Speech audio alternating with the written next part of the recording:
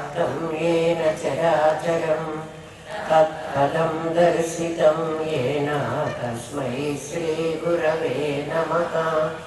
सदाशिवसमारम्भां शङ्कराचार्यमध्यमाम् अस्मदाचार्यपर्यन्तां वन्दे गुरुपरम्परां। गुरुब्रह्मा गुरुर्विष्णु गुरुदेवो महेश्वरः गुरुसाक्षात् परब्रह्म तस्मै श्रीगुरवे नमः। नित्यानन्दं परमसुखदं केवलं ज्ञानमूर्तिं विश्वातीतं गगनसदृशं तत्त्वमस्यादिलक्ष्यम् एकं नित्यं विमलमचलं सर्वधी साक्षिभूतं भावातीतं त्रिगुणरहितं सद्गुरुं तं नमामि। ॐ सहनः भवतु सहनौ भुनक्तु सह वीर्यं करवावहै तेजस्विनावधीतमस्तु मा विद्विषावहै। ॐ शान्ति शान्ति शान्ति।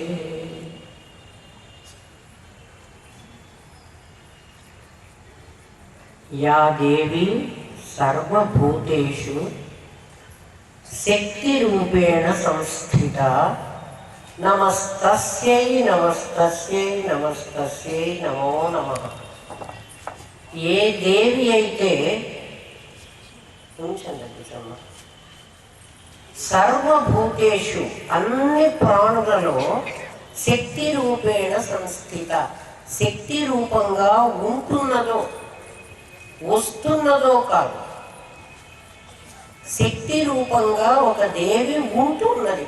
సంస్థిత అంటే ఉంటున్నది అని అర్థం, వచ్చింది కాదు, ఎక్కడి నుంచో వచ్చి ఇక్కడికి వచ్చేది కాదు. మొన్న మీరు అనుకుంటున్నారు కలకత్తా నుంచి అమ్మవారు వస్తున్నది అని, అలా వచ్చేది కాదు, అమ్మవారు ఇక్కడ ఉంటున్నది. యా దేవి సర్వభూతేషు శక్తి రూపేణ సంస్థిత అన్ని ప్రాణులలో శక్తి రూపంగా ఎవరైతే ఉంటున్నారో ఆ శక్తికి నేను నమస్కరిస్తున్నా. నమస్తస్యై నమస్తస్యై నమస్తస్యై నమో నమః. ఒక వస్తువు ఉంది అంటే దాంట్లో తప్పనిసరిగా ఒక శక్తి ఉంటుంది. ఈవెన్ రాయి పెట్టి గట్టిగా విసిరితే అది ఎవరికైనా తగిలి గాయం చేస్తుంది. అంటే రాయిలో ఒక శక్తి ఉంది. అది మంచికి ఉపయోగిస్తే మంచిది, చెడ్డ ఉపయోగిస్తే చెడ్డది. అంటే దాంట్లో ఒక శక్తి ఉంది. ఆ శక్తి నిక్షిప్తంగా ఉంది. ఆ నిక్షిప్తంగా ఉన్న శక్తి ఏదైతే ఉందో అది ఎక్కడి నుంచో వచ్చింది కాదు, ఆ రాయిలోనే ఉంది. ఒక కర్ర తీసుకున్నాం, కర్ర తీసుకుని ఏదైనా కొట్టామనుకోండి, వాడికి తలకాయ పగులుతుంది. ఆ కర్రలో ఆ తలకాయ పగలగొట్టే శక్తి నిక్షిప్తమై ఉంది అని. అది ఎక్కడి నుంచో రాలేదు, అది అందులో ఉంది. అలా శక్తి రూపంగా ప్రతి పదార్థంలో ఏ తల్లి అయితే ఉంటున్నదో ఆ తల్లికి నేను నమస్కరిస్తున్నాను అంటోంది శాస్త్రం. భగవంతుడు అన్ని చోట్ల ఉండలేక, అన్ని చోట్ల దేవుడు ఉండాలంటే మరి ఆయన కనిపించని వాడు, నిరాకారం. అందుకని ప్రతి ఇంట్లో మాతృరూపేణ సంస్థిత ఆ దేవి సర్వభూతేషు మాతృరూపేణ సంస్థిత తల్లి రూపంగా ఉంది. ప్రతి ఇంట్లో ఏ ఇంట్లోనైనా ఒక అమ్మ ఉంది అంటే ఆ అమ్మ లలితా పరమేశ్వరి. ఎందుకు అంటే అమ్మ కొట్టగలదు, తిట్టగలదు, ప్రేమించి చెప్పగలదు. నాన్న అలా కాదు, నాన్న ప్రేమించి చెప్పడు. నాన్న దండం దశగుణం భవే, అవసరమైతే 2 దెబ్బలు వేస్తాడు, లేకపోతే ఏమో వాడి దాన్ని నేను ఎందుకని పట్టించుకోడు. అమ్మ అలా కాదు, ప్రతి విషయంలో కూడా పిల్లవాడైనా పిల్లైనా మొత్తాన్ని సంతానాన్ని పట్టి చూస్తుంది, అవసరమైతే శిక్షిస్తుంది. అయితే అమ్మ శిక్షించే శిక్షణ పిల్లవాడు నాశనం కావాలని ఉండదు. అమ్మ చాలా ప్రేమగా దెబ్బ కొడుతుంది. ఆ దెబ్బ ఎలా ఉంటుంది అంటే, కుమ్మరివాడు కుండ తయారు చేస్తూ ఆ కుండ పగిలిపోకూడదు, కుండ షేపు సమంగా రావాలి. ఆ మట్టిని తిప్పుతూ ఉంటాడు. ఆ తిప్పుతున్నప్పుడు కుండ మట్టి కొంచెం పచ్చి మట్టి కదా, ఇలా పక్కకు పోతూ ఉంటుంది. దాన్ని సరిగ్గా సవరించి కుమ్మరివాడు ఆ కుండని చాలా జాగ్రత్తగా సరిదిద్దుతాడు. తల్లి సరిదిద్దేటువంటిది అలా ఉంటుంది. అందుకని ప్రతి ఇంట్లో అమ్మ రూపంగా ఉన్నటువంటిది లలితా పరమేశ్వరి. లలితా వైభవం చెప్పమన్నారు. లలితా పరమేశ్వరి ప్రతి ఇంట్లో అమ్మ రూపంగా ఉంటుంది. అప్పుడు ఏ ఇంట్లో అమ్మ ఉంటుందో ఆ ఇంట్లో లలితాదేవి ఉన్నట్టే. మళ్ళీ లేదని మనం అనుకోక్కర్లేదు. అదేమిటండి అమ్మలొక్కళ్ళేనా లలితాదేవి, మగవాళ్ళందరూ పనికిమాలిన వాళ్ళ, వాళ్ళకి ఏం లేదా? వాళ్ళకి ఏం లేదు కాదు, వాళ్ళు పరమేశ్వరుని స్వరూపం. పరమేశ్వరుడు ఏం పట్టించుకోడు. ఎప్పుడూ ఏదో ధ్యానం చేసుకుంటూ తపస్సు చేసుకుంటూ వాడు అలాగే ఉంటాడు. ఈ అమ్మనే అన్ని వ్యవహారాలు చక్కబెడుతుంది. అసలు ఈ పరమేశ్వరుడు పరమేశ్వరి ఎవరండి మధ్యలో? ఎక్కడి నుంచి వచ్చారు వీళ్ళు అంటే, ఇంతకు ముందే మనం చెప్పుకున్నాం, ప్రపంచంలో ఉన్నది ఎనర్జీ, మ్యాటరు అనే రెండే రెండు వస్తువులు. దాన్నే సచ్చిత్తులు అంటున్నాం. సత్ ఒకటి, చిత్ ఒకటి. చిత్ ఎప్పుడూ శక్తి స్వరూపం. చిత్తు భాసమాన కనిపిస్తుంది. సత్ అనేది అనేక రకాలుగా విభజించబడింది, చాలా రూపాలుగా మనకు కనిపిస్తుంది. ఒక్కొక్క రూపంలో శక్తి ఒక్కొక్క రకంగా పరిణమిస్తుంది. ఎలాగంటే, ఫ్యాన్లో గాలి ఇచ్చేటువంటి శక్తి, కరెంట్ ఒక శక్తి, కానీ అది ఫ్యాన్లో చేరేటప్పటికీ, ఫ్యాన్ అనేటువంటి ఒక సద్రూపంలో చేరేటప్పుడు అది గాలి ఇవ్వడం అనే పని చేస్తుంది. మైక్ అనే ఒక సద్రూపంలో చేరినప్పుడు అది సౌండ్ని పెద్దదిగా చేస్తుంది, వినిపించేటట్టుగా చేస్తుంది స్పీకర్లో వెళ్ళినప్పుడు. అలాగే హీటర్లో వెళ్ళినప్పుడు అది వేడిపరుస్తుంది, ఫ్రీజర్లో పెట్టినప్పుడు అది చల్లపరుస్తుంది. ఇప్పుడు ఈ శక్తి ఒక్కొక్క ఉపాధిలో చేరినప్పుడు ఒక్కొక్క రకంగా మారుతున్నది. శక్తి మారదు, శక్తి మారినట్టుగా కనిపిస్తుంది మనకి. అంటే ఆ శక్తిలో అన్నీ ఉన్నాయి, ఆ అన్నీ ఉన్నవి అలా కనిపిస్తాయి. ఈ లలితా పరమేశ్వరి ఆ శక్తి. ఇప్పుడు మీరు లలిత అంటే ఏదో అమ్మవారు ఎక్కడో ఉన్నది అని మాత్రం భావన చేయకండి. మీలో ఉన్న శక్తి ఏదైతే ఉందో, బా ఇవాళ నాకు అసలు శక్తి లేదబ్బా, చాలా బలహీనంగా అనిపిస్తోంది అనుకుంటున్నారే, ఆ శక్తి లలితా పరమేశ్వరి.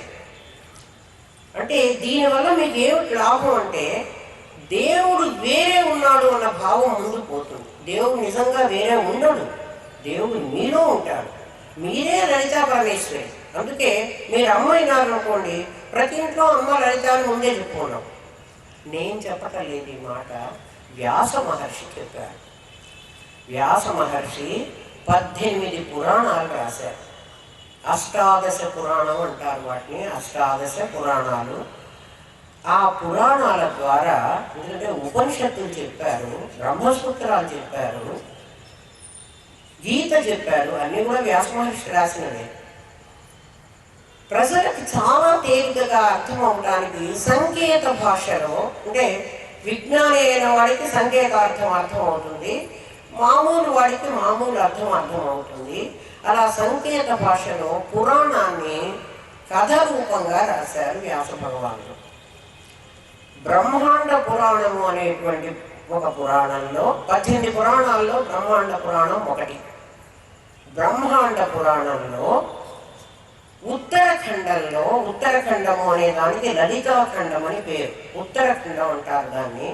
అంటే పూర్వ భాగం కాకుండా ఉత్తర భాగం. ఉత్తర భాగం అంటే బ్రహ్మాండ పురాణంలో చివరి చాప్టర్స్. ఆ చివరి చాప్టర్స్ లలితాఖండం అనేటువంటి పేరుతో వ్యాస మహర్షి మనకు రచించారు. మీరు బ్రహ్మాండ పురాణే ఉత్తరఖండే హయగ్రీవ అగస్త్య సంవాదే అనుకుంటారు చూడండి. ఈ హయగ్రీవుడు ఎవరు, అగస్త్యుడెవరు? ఎప్పుడూ కూడా విద్యను బోధించాలంటే ఒక గురువు ఒక శిష్యుడు ఇద్దరు ఉండాలి. లేకపోతే విద్యా బోధన జరగదు. ఒక చెప్పేవాడు ఉండాలి, ఒక వినేవాడు ఉండాలి. ఎవరికి వాడికి అలా తెలియదు. శంకర భగవత్పాదులు కూడా మౌన వ్యాఖ్య ప్రకటిత పరబ్రహ్మతత్వం మౌనంగానన్నా వ్యాఖ్యానం చేశారు. మౌనంగా వ్యాఖ్యానం చేయలేదు, మాట చెప్పలేదు. కానీ ఆయన ఇలా చిన్ముద్ర చూపెట్టారు, శిష్యులకు అర్థమైపోయింది. అంటే ఇప్పుడు చెప్పినట్లా చెప్పనట్లా చెప్పారు, అయితే శబ్ద రూపంగా చెప్పలేదు. గురు శిష్యుడు ఉన్నప్పుడు మాత్రమే ఒక విషయాన్ని చెప్పడానికి వీలవుతుంది. ఆ చెప్పినంతసేపు వాడు గురువు, వింటున్నంతసేపు వీడు శిష్యుడు. గురు శిష్యుడు హయగ్రీవుడు, అగస్త్యుడు. అగస్త్యుడు అనేటువంటి శిష్యుడు, హయగ్రీవుడు అనే ఆయన గురువు. ఈ హయగ్రీవుడు ఎలా వచ్చాడు అంటే, హయగ్రీవము సంకేతార్థం అని చెప్పాను మీకు ముందే. ఎందుకంటే మామూలు అర్థంలో హయగ్రీవుడు అనేది ఒక పేరు. వాడికి గుర్రం తలకాయ ఉంటుంది, గుర్రం లాంటి గ్రీవం కంఠం కలవాడు అని అర్థం. మనకు మామూలుగా అర్థం చేసుకుంటే, జ్ఞానానందమయం దేవం నిర్మల స్ఫటికాకృతి ఆధారం సర్వ విద్యానాం హయగ్రీవ ఉపాస్మహే అని హయగ్రీవుడు అనేవాడు అన్ని విద్యలకి మూల పురుషుడు. అంటే అన్ని విద్యలు తెలిసినటువంటి వాడు హయగ్రీవుడు అనేవాడు ఒక గురువు. హయగ్రీవము అంటే గుర్రానికి చాలా తెలివి ఉంటుంది, చాలా జ్ఞానం ఉంటుంది. ఎద్దులకి వాటికి ఆ జ్ఞానం ఉండదు. గంత కట్టి తిప్పుతూ ఉంటే గానుగ ఎద్దు తిరుగుతూ ఉంటుంది. ఆ తిరుగుతూ ఉన్నంతసేపు ఏమనుకుంటుందంటే ఎద్దు, నేను చాలా మైళ్ళు నడిచేసుకున్నాను అనుకుంటాను. గుర్రం అలా అనుకోదు. గుర్రానికి తన స్పీడు తెలుసు, తాను పరిగెత్తుకున్నానని తెలుసు. దానికి జ్ఞానం చాలా ఎక్కువగా ఉన్నది. జంతువులన్నిట్లో జ్ఞానం ఎక్కువగా ఉన్నది గుర్రం. జంతువులన్నిట్లో అహంకారం ఎక్కువగా ఉన్నది ఏనుగు. ఏనుగు అహంకారం ఎక్కువగా ఉన్నటువంటి దానిలో ఏనుగుని చెప్తారు. అహంకారం అంటే నేను వాంగా ఇంత దాన్ని, మెజెస్టిక్, నేను ఇంత దాన్ని అని తన అహాన్ని సూచించుకునేటువంటి జంతువు ఏనుగు. గుర్రం అలా కాదు. గుర్రం జ్ఞానం కలిగింది, చాలా తెలివి కలిగింది, జ్ఞానం కలిగింది. అందుకని హయగ్రీవము అంటే, గ్రీవము అంటే కంఠం. ఈ గుర్రం లాంటి కంఠం గలవాడిని గురువుని చేశారు. అంటే తెలివి గలవాడు, జ్ఞానం గలవాడు అని గురువుని చేశారు.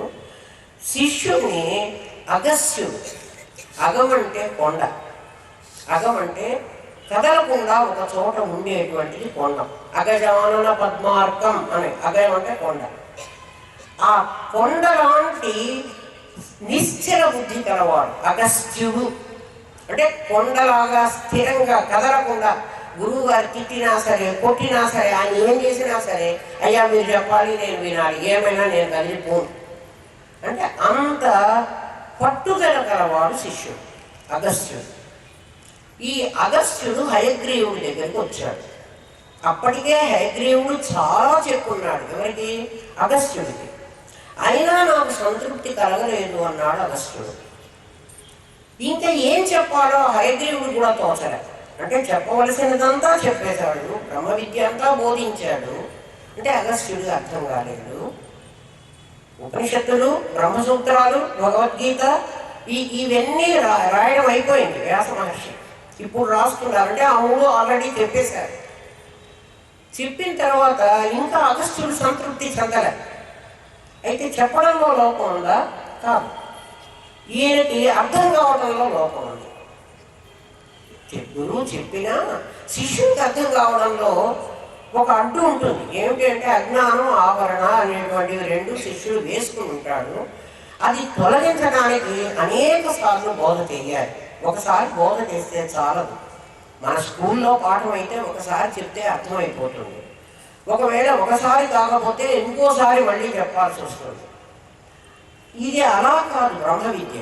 ఎన్నిసార్లైనా చెప్పాలి.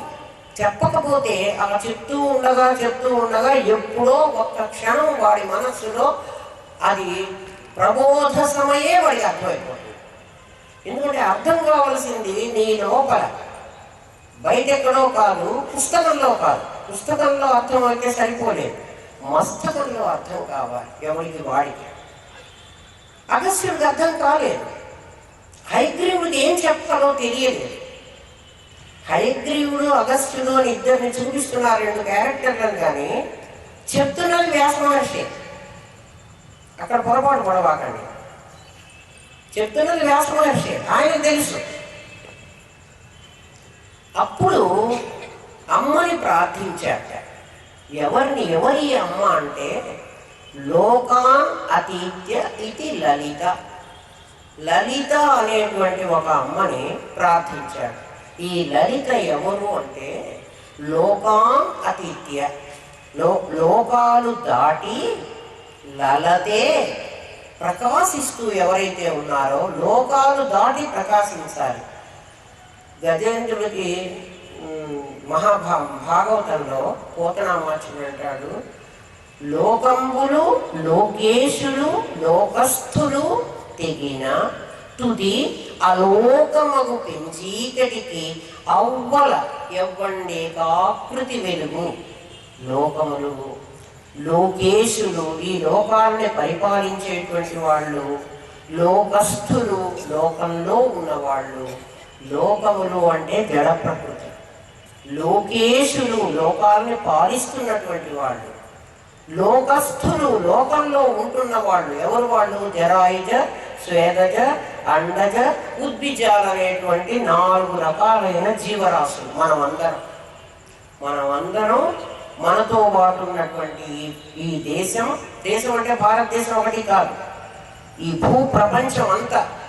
ఇది కాక మనకు తెలియకుండా ఉన్నటువంటి లోకాలు, ఊర్ధ్వలోకాలు అధోలోకాలు. ఇది అనుమాన ప్రమాణం. ఊర్ధ్వలోకాలు చూసి వచ్చిన వాడు ఎవరు లేరు, బట్ లోకాలు ఉన్నాయనే అనుకుంటూ ఉన్నాం. అనుకున్నపోతే ధర్మపురుషార్థం నిలబడదు. మతం ఉన్నాయనే చెప్తోంది, లోకాలు ఉన్నాయి అని. ఎక్కడున్నాయి అంటే తర్వాత సంగతి. ఎక్కడున్నాయో అంటే ఇది అమెరికా ఇక్కడ ఉంది, ఇంగ్లాండ్ ఇక్కడ ఉంది అని నేను అట్లాస్లో చూపించగలను, మ్యాప్లో. అట్లా లోకాలు మీకు చూపెట్టలేను. మీరు కూడా లోకాలు చూసి వచ్చారు. చూసి రాకపోతే ఎప్పుడైనా ఒకసారి మనం హాస్పిటల్కి వెళ్ళి చూసి రండి, జనరల్ హాస్పిటల్కి, ఏ హాస్పిటల్ అయినా. అక్కడ చూస్తే బా నరకం ఇక్కడే ఉందండి అని మీరు వెంటనే బయటికి రాగానే అంటారు. అంటే నరకం మీరు చూసి వచ్చారా? చూడకుండా నరకాన్ని మీరు ఎలా చెప్తున్నారు? అంటే నరకాన్ని గురించిన భావం మనకు ఉంది. అలాగే ఎవరింటికన్నా వెళ్ళొచ్చాం, ఎక్కడికైనా ఒక చోటుకి వెళ్ళాం, స్వర్గ సుఖాలన్నీ వాళ్ళు అనుభవిస్తున్నారండి అంటారు. అంటే స్వర్గం ఎలా ఉంటుందో, స్వర్గంలో సుఖాలు ఎలా ఉంటాయో మనకు తెలుసు. ప్రతి ఒక్కడు నేనని అంటలేదు, మీరందరూ కూడా ఎప్పుడో ఒక రోజైనా మీరు ఈ మాట అని ఉన్నారా, అని ఉండలేదా ఆలోచించుకోండి. అంటే అన్నారు అంటే మీరు స్వర్గాన్ని నరకాన్ని ఎక్స్పీరియన్స్ చేశారు. ఎప్పుడు? మీ ప్రీవియస్ బర్త్లో, మీ గత జన్మలో మీరు ఆ దేహం వదిలిన తర్వాత స్వర్గ నరకాలకు వెళ్ళి మళ్ళీ ఇక్కడికి వస్తున్నారు. అందుకే భగవద్గీత అంటుంది, క్షీణే పుణ్యే మర్త్యలోకం విశంతి. క్షీణే పుణ్యే అంటే పాపంతో సహా, పుణ్యము పాపము ఈ 2 అయిపోయిన తర్వాత మర్త్యలోకం విశంతి, మళ్ళీ ఈ లోకంలో నువ్వు పుడుతున్నావు. గీత ప్రమాణం.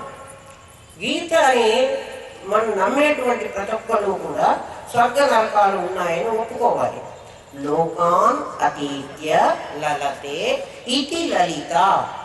లోకాలు దాటి లోకములు లోకేశులు లోకస్థులు తెగిన అంటే వీళ్ళు అయిపోయిన తర్వాత తుది అలోకము. అక్కడ లోకము లేదుట.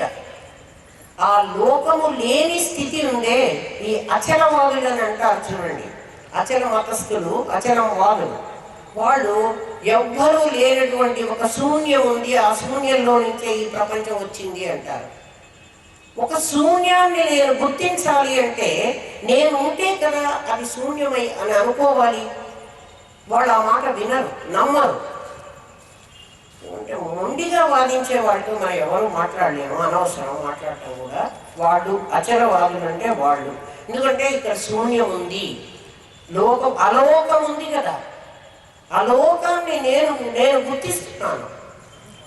ఆ అలోకం తర్వాత ఒక పింజీకటి ఉంది, ఒక పెద్ద చీకటి. అక్కడ ఏమీ వెలుతురు లేదు.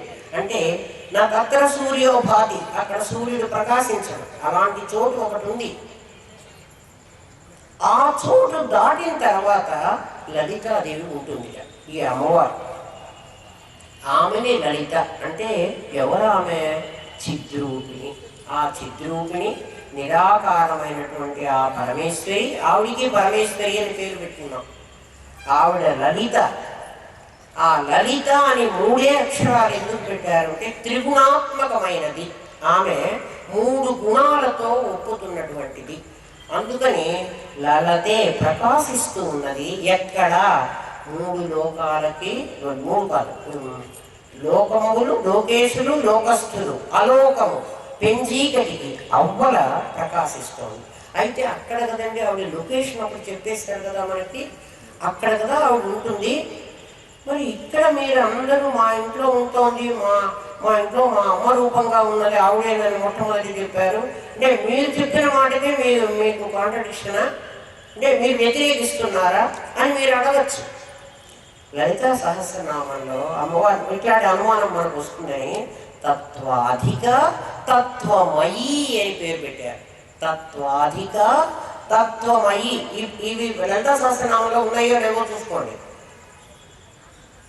తత్వాధిక తత్వమయి, తత్వాలకన్నిటికీ అవతల ఉండేటువంటిది, ఈ తత్వములన్నిట్లో తానే ఉన్నటువంటిది ఆ లలిత. అంటే అప్పుడేమిటి? అక్కడ ఒక చోటే కాదు, ఆవిడ ఇక్కడ కూడా ఉంది. ఎట్లా ఉంది ఇక్కడ అంటే ప్రతి వస్తువులో శక్తి రూపేణ సంస్థిత. శక్తి రూపంగా ఆవిడ ఇక్కడ ఉంది. తత్వాధిక తత్వమయి. ఎవరిమే? త్రిగుణాత్మకమైనటువంటి చిద్రూపిణి. త్రిగుణాత్మకం. త్రిగుణాలంటే ఏమిటి? సత్వము, రజస్సు, తమస్సు. సత్వ రజస్ తమో గుణాలనేటువంటి పేరుతో ఆవిడ ఇక్కడ ఉంది. తత్వ అధిక తత్వమయి.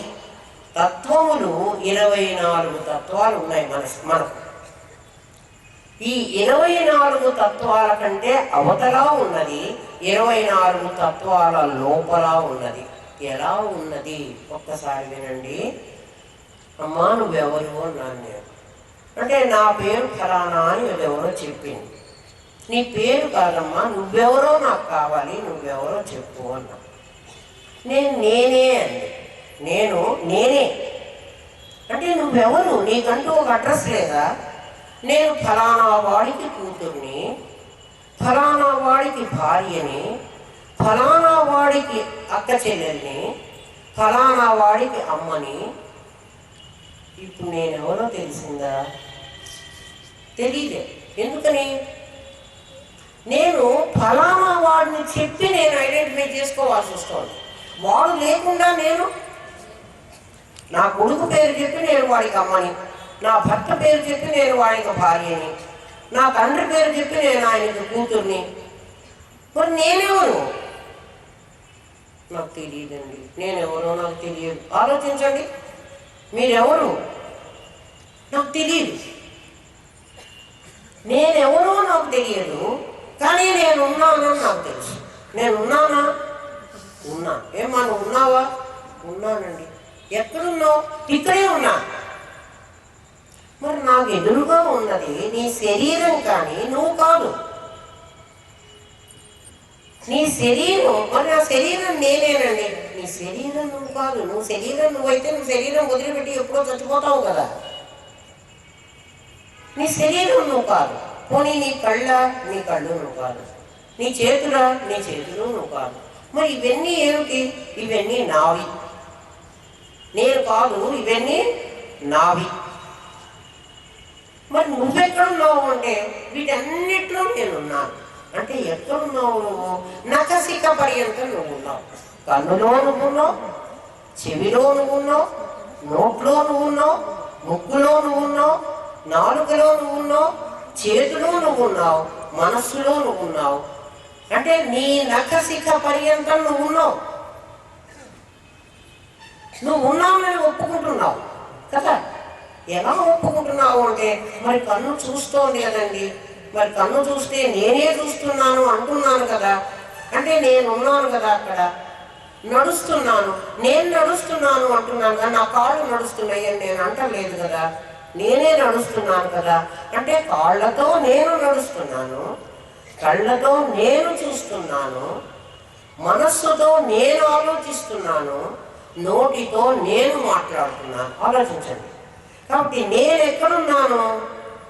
నా శరీరంలో ఎన్ని తత్వాలైతే ఉన్నాయో 24 ఉంటాయి అలాంటివి. మరి చిన్న క్లాస్కి వెళ్ళి నేను 1వ క్లాస్ పాఠం చెప్పలేను. 24 తత్వాలు ఉన్నాయని మీకే తెలుసు.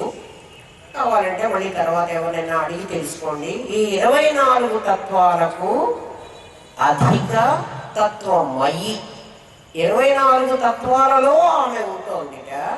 అందుకని లోకాన్ అతీత్య లలతే ఇది లలిత అన్నది లోకాలు దాటి అక్కడెక్కడో కాదు, ఇక్కడ కూడా ఉంది, అక్కడ ఉంది, ఇక్కడ ఉంది. అక్కడ లేకుండా ఇక్కడ లేదు. మరి ఎందుకంటే మనకు కనపట్టలేదు? ఇక్కడున్న అమెరికానే మనకు కనపట్టలేదు కదా. అక్కడెక్కడో ఉన్న లలిత ఇక్కడుందని మీరంటే మేము ఎట్లా నమ్మాలి? మీరు ఆలోచించండి. ఇక్కడే ఉన్న అమెరికా మనకి ఎందుకు కనపట్టలేదు అంటే, ఇక్కడే ఉండే అమెరికా, ఇక్కడే అంటే ఈ భూలోకంలోనే ఉన్నది. అట్లాస్లో చూస్తే మనకి ఇక్కడి నుంచి ఇక్కడికి అమెరికా ఉంది అని మనం చూడొచ్చు. విమానంలో వెళితే అక్కడికి వెళ్ళచ్చు, వెళ్ళగలం కూడా. మరి ఇక్కడి నుంచి మనం చూస్తే మనకి అమెరికా కనిపించాలి కదా, ఎందుకు కనిపించడం లేదు? కనిపించకుండా ఎవరు అడ్డం పడుతున్నారు అంటే, పైకి వెళ్ళలేదండి, మనం ఇక్కడి నుంచి చూస్తే మన కన్ను ఇంతే చూస్తుంది, ఇక్కడే అడ్డం పడుతుంది. లేదు లేదు, విమానంలో పైకి ఎక్కుదాం, పోని పైకి ఎక్కి చూద్దాం, అమెరికా కనిపిస్తుందా? కనిపించదు. మరి ఎవరు అడ్డం పడ్డారు? చూడండి, భూమి ఆకాశము కలిసినట్లుగా ఒక చోటు ఉంది, దాన్ని హొరైజన్ అంటారు. భూమి ఆకాశము కలిసినట్టు ఉంటుంది. మరి మనం ఊరికే ఇలా చూస్తే ఎక్కడో ఒక చోట చివర భూమి ఆకాశాలు కలిసినట్లుగా కనపడతాయి. క్షితిజము అంటారు దాన్ని, క్షితిజము. ఆ క్షితిజము నిజంగా లేదు, కానీ ఉన్నట్టుగా మనకు కనిపిస్తుంది. మనం దూరం ఇక్కడ నుంచి చూస్తే ఎక్కడో ఒక చోట భూమి ఆకాశం కలిసినట్లుగా కనిపిస్తుంది. దాన్ని ఇంగ్లీష్ హొరైజన్ అంటారు. అక్కడికి వెళ్ళి చూస్తే ఆ హొరైజన్ ఇంకా దూరం వెళ్ళిపోతుంది, ఇంకా దూరంగా అట్లా ఉన్నట్టు కనిపిస్తుంది.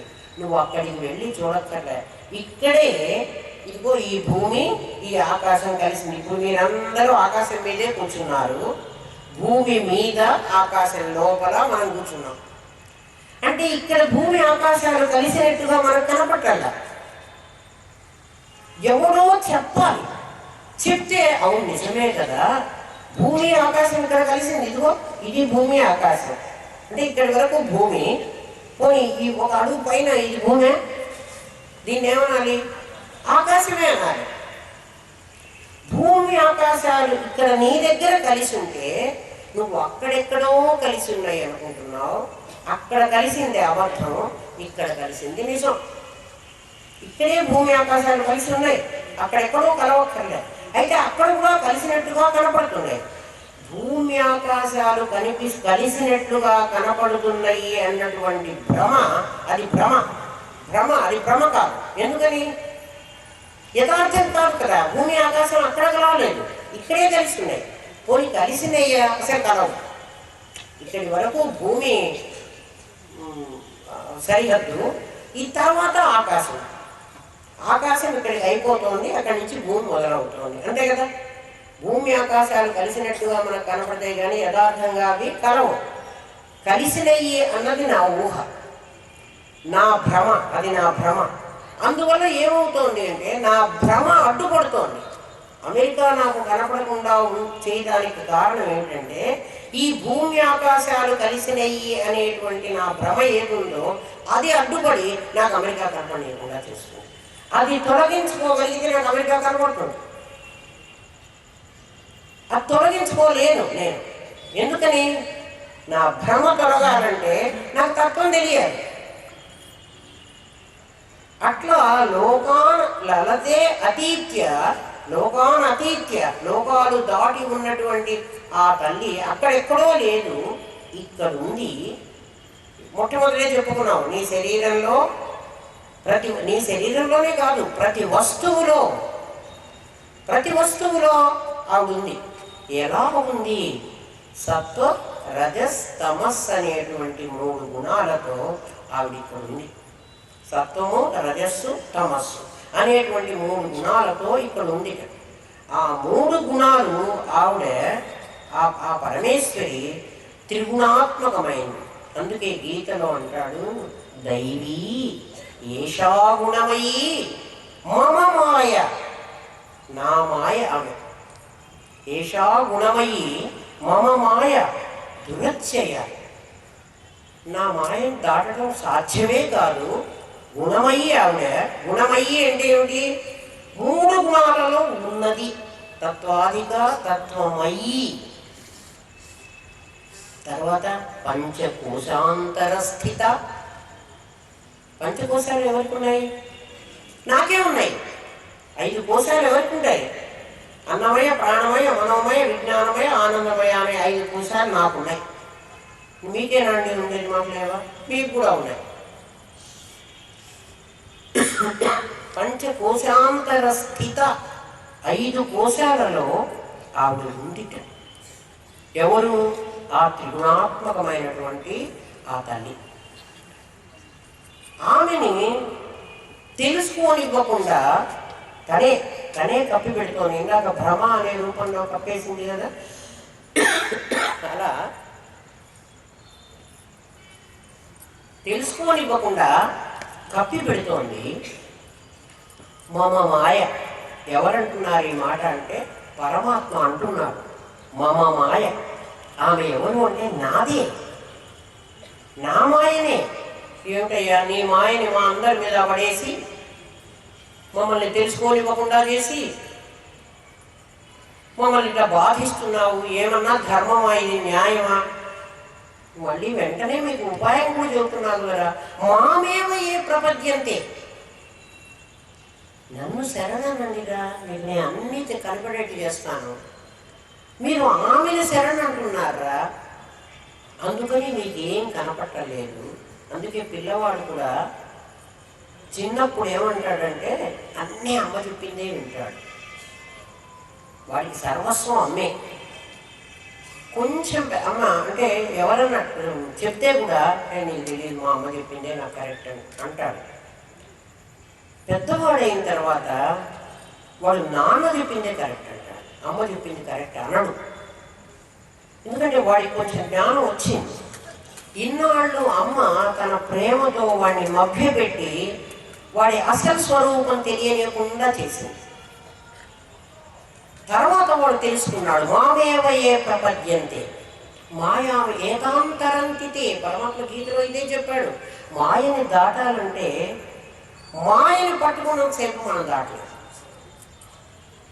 పరమాత్మని పట్టుకున్నప్పుడు మాయని దాటచ్చు, దాటగలవు. తత్వాధిక తత్వమయి పంచకోశాంతర స్థిత. ఇప్పుడు మనం ఆలోచించవలసింది ఏమిటంటే అమ్మవారు అనేది మనం అందరం ఏమనుకుంటామంటే అమ్మవారు మనకంటే ఎదురుగా ఉంది అనుకుంటాం. ఎదురుగా ఉంది అని అనుకున్నంతసేపు ఆవిడ నిన్ను మోహంలో ముంచేస్తుంది. నేనే అనుకున్నప్పుడు ఆవిడ మోహం నుంచి నేను తప్పిస్తుంది. జాగ్రత్తగా ఆలోచించండి. పరమాత్మ వేరుగా ఉన్నాడు. పరమేశ్వరి అయినా సరే పరమాత్మ పరమేశ్వరి ఇద్దరు విడిపోయినటువంటి వాళ్ళిద్దరు ఒకటే. ఎందుకంటే అమ్మ నాన్న ఇద్దరు ఎప్పుడు ఒకటే. అమ్మ ఏం చేస్తుందంటే ఒరే నువ్వు ఈ పని చేస్తే నాన్న చెప్తాడా, నాన్న నిన్ను కోపడతాడు, ఈవిని బెదిరిస్తుంది కదా. వాడు నాన్న ఏం చెప్తాడు, ఒరే మీ అమ్మ వింటే మాత్రం ఇది కోపడుతుందిరా, మీ అమ్మ తెలియకుండా మనం ఈ పని చేసేసుకుందాం, అమ్మకు తెలిస్తే కోపడుతుంది. ఇదంతా పుట్టి నాటకం. అమ్మకి నాన్నకు తెలియకుండా అసలు ఏదీ లేదు. వాళ్ళిద్దరూ దొంగలు. వాళ్ళిద్దరూ కలిసి మధ్యలో మంది ఏం చేస్తున్నారు, మభ్య పెడుతున్నారు. నిజంగా వాళ్ళకి తెలియదా? నువ్వు ఈ పని చేస్తే నాన్న కోపం వస్తుందని అమ్మ ఎన్నిసార్లు అనలేదు? నాన్నకి తెలిసే ఉంటుంది. ఇదేదో మళ్ళీ మనకు కొత్తగా నాన్నకు చెప్దాలే అంటుంది. అదేం కాదు, అమ్మ చేసే పనే అది. అంటే మీరే లలిత, మీరు చేస్తున్న పనే అది. ఈ అమ్మ త్రిగుణాత్మకమైనటువంటి ఈ అమ్మ ఏం చేస్తుందంటే గణపతి, మనమందరం గణపతులం. గణపతి అంటే ఏమిటంటే గణం అంటే సమూహం, సమూహం అంటే తత్వాలు, 24 తత్వాలు. ఈ 24 తత్వాలు కలిగినటువంటి శరీరం కలవాడు గణపతి జీవుడు, గణానికి పతి. చూడు, నీ ఇంద్రియాలకన్నిటికీ నువ్వు పతివి, నువ్వు అధిపతి ఉన్నా కదా. ఎవడు నీ ఇంద్రియాలకు అధిపతి? జీవుడు. నువ్వు గణపతివి. నిన్నేం చేస్తోంది అంటే ఆమె మహాగణేశుణ్ణి చెయ్యాలి. ప్రతి తల్లి ఏమనుకుంటుందంటే తన కొడుకుని చాలా గొప్పవాడిని చెయ్యాలనుకుంటుంది. నా కొడుకే క్లాస్లో ఫస్ట్ రావాలి, నా కొడుకే ధనవంతుల్లో మొదటివాడుగా ఉండాలి, నా కొడుకే తెలివి గల వాళ్ళల్లో మొదటివాడుగా ఉండాలి. నేను కొడుకు కొడుకు అంటున్నప్పుడు మీరందరూ కూడా కూతురు కాదా అని అనుకోవాకండి. కొడుకు అని నేను చెప్తున్నది ఏమిటంటే నా సంతానము అని. ఆమె సంతానం, అమ్మాయి అయినా అబ్బాయి అయినా. ఇక్కడ అమ్మాయి అబ్బాయి అని లేదు, మనం అందరము గణపతులం. మనందరికీ అంబ, కుమార గణనాథ అంబ ఆమె పేరు. కుమార గణనాథ అంబ. మనం గణనాథులం ఎట్లా అయినామో తెలుసునా? గణపతులం కదా.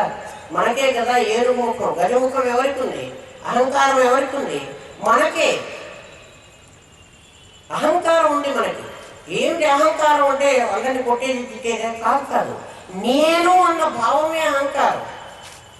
నేను చాలా గొప్పవాడిని అన్న భావం. ఈ భావంతో మనం ఏమవుతున్నామంటే గణపతి ప్రమథ గణాలకు అధిపతి అని వినుంటారు మీరు. ప్రమథ గణాలు ఎవరు అంటే నిత్యము మనల్ని మధిస్తున్నాయి. ఆ మధించేటువంటివి ఈ ప్రపంచంలో ఉన్న విషయాలన్నీ, ప్రపంచంలో ఉన్నటువంటి విషయాలు, పదార్థాలన్నీ నిత్య నిరంతరం మనల్ని ఆకర్షిస్తున్నాయి. చూడండి, ప్రపంచంలో ఏది చూస్తే అది ఇది చాలా బాగుంది, ఆ షాపులో ఆ నగ చాలా బాగుంది, వాళ్ళ ఇల్లు చాలా బాగుంది, వాళ్ళ అమ్మాయి చాలా అందంగా ఉంది అంటే ఏదైనా చూడు ప్రపంచంలో అవి నిత్య నిరంతరము మన్ని మధిస్తున్నాయి. ప్రపంచంలో ఉన్న వస్తువులన్నీ కూడా. అసలే గజముఖము, అహంకారం గలవాడిని నేను, దేహమే నేననేటువంటి అహంకారం నాకుంది. దానికి తోడు ఈ ప్రపంచంలో ఉన్న ఈ గణములన్నీ కలిసి నన్ను మధిస్తున్నాయి. ప్రమథ గణాలకి నేను అధిపతినైనా అవి నిత్య నిరంతరం నన్ను వాటి వైపు ఆకర్షిస్తున్నాయి.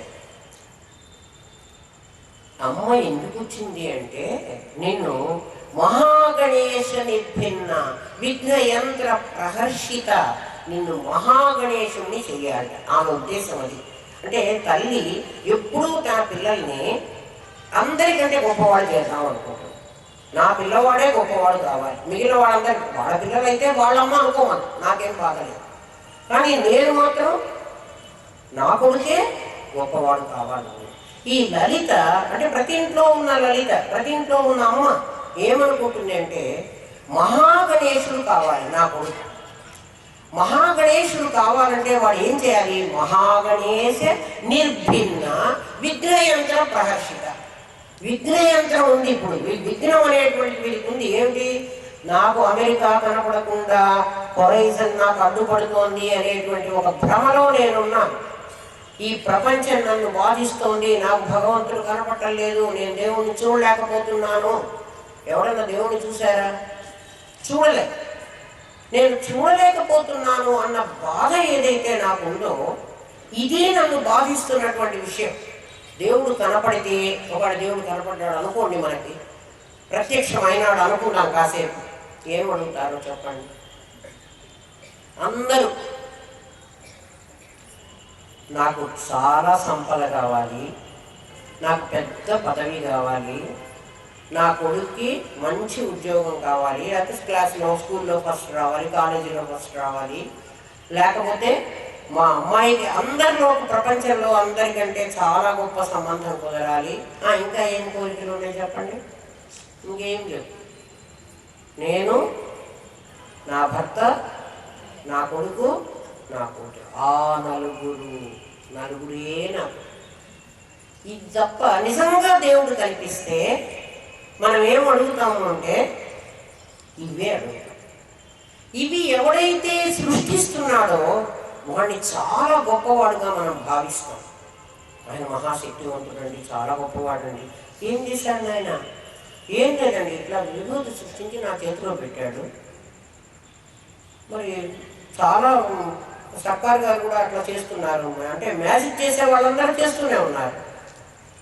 లేదండి వాళ్ళ దగ్గరికి పోతే నాకు ఇదే అయింది, అది ఏమైనాయి కొంచెం చెప్పండి.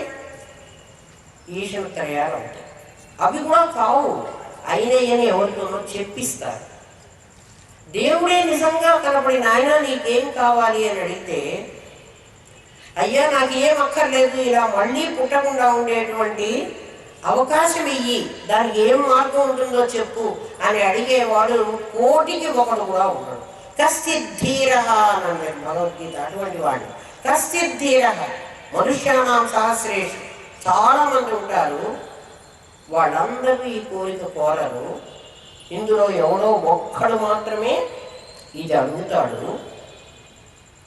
ఆ అడిగిన వాడికి భగవంతుడు తప్పకుండా ఇస్తాడు, కానీ అడగడు. విఘ్నం అది. ఎందుకంటే నీ ఇంద్రియాలు నిత్య నిరంతరం బయటి ప్రపంచం మీదకే ఆకర్షించబడుతూ ఉంటే నువ్వు అంతర్ముఖం అవడానికి నీకు తెలియదు. చూడండి, లోకాలు, లోకేశులు, లోకస్తులు దిగిన తుది అలోకమైన పెంచీగటికి అవతల పరమాత్మ ఉన్నాడు, ఎక్కడో దేవుడు ఉన్నాడు. అందుకే వాడి ఊపర్ వాలా అనేసారు. పైవాడు అంటే కింద లేడా వాడు? ఆలోచించండి, మనకు బుద్ధి ఉంది, భగవంతుడు మనకు బుద్ధి ఇచ్చాడు, బుద్ధితో ఆలోచిద్దాం. పైవాడు అంటుంటే కింద లేడా? నీ దగ్గర లేడా? అప్పుడు తత్వ అధికమే ఒప్పుకుంటున్నావు, తత్వమయ్యే ఒప్పుకో. ఇక్కడగా ఉన్నదని ఒప్పుకోవట్లేదు. ఆ ఒప్పుకోకపోవడము అనేటువంటిదే నీకు అజ్ఞానం. అజ్ఞానం అనేది ఎక్కడా లేదు. దేవుడు ఎక్కడో ఉన్నాడు అంటున్నావు, దేవుడు నీకు ఎదురుగా ఉన్నాడు అంటున్నావు. దేవుడు నీవేననే సంగతి నీకు తెలియదు. నీవే అన్న సంగతి నీకు తెలియదు. మనకు తెలుసుకోవడం ఏమిటండి? ఫిలాసఫీ అంటే ఏంటండి? ఫిలాసఫీ చెప్పేది ఆధ్యాత్మికం కూర్చొని కళ్ళు మూసుకోవడం ఆధ్యాత్మికమా? కాదు. భగవంతుడు వేరే కాదు, భగవంతుడు నేనే అహం బ్రహ్మాస్మి అనేది అదే. నేనే పరమాత్మని. త్రిగుణాత్మకమైనటువంటి చిద్రూపం కూడా నాలోనే ఉంది. అదే నాకు ఈ అవతారం కనపడుతోంది, నేను ధరించిన దేహం. ఈ దేహం కంటే విలక్షణంగా నేనున్నాను. దేహం కంటే విలక్షణంగా ఉన్నా. దేహమే నేను కాదు, దేహం కాకుండా నేనున్నాను. ఈ సంగతి తెలుసుకోవడం మహాగణేశుడు. నువ్వు గణపతివి, కుమార గణనాథ అంబవి.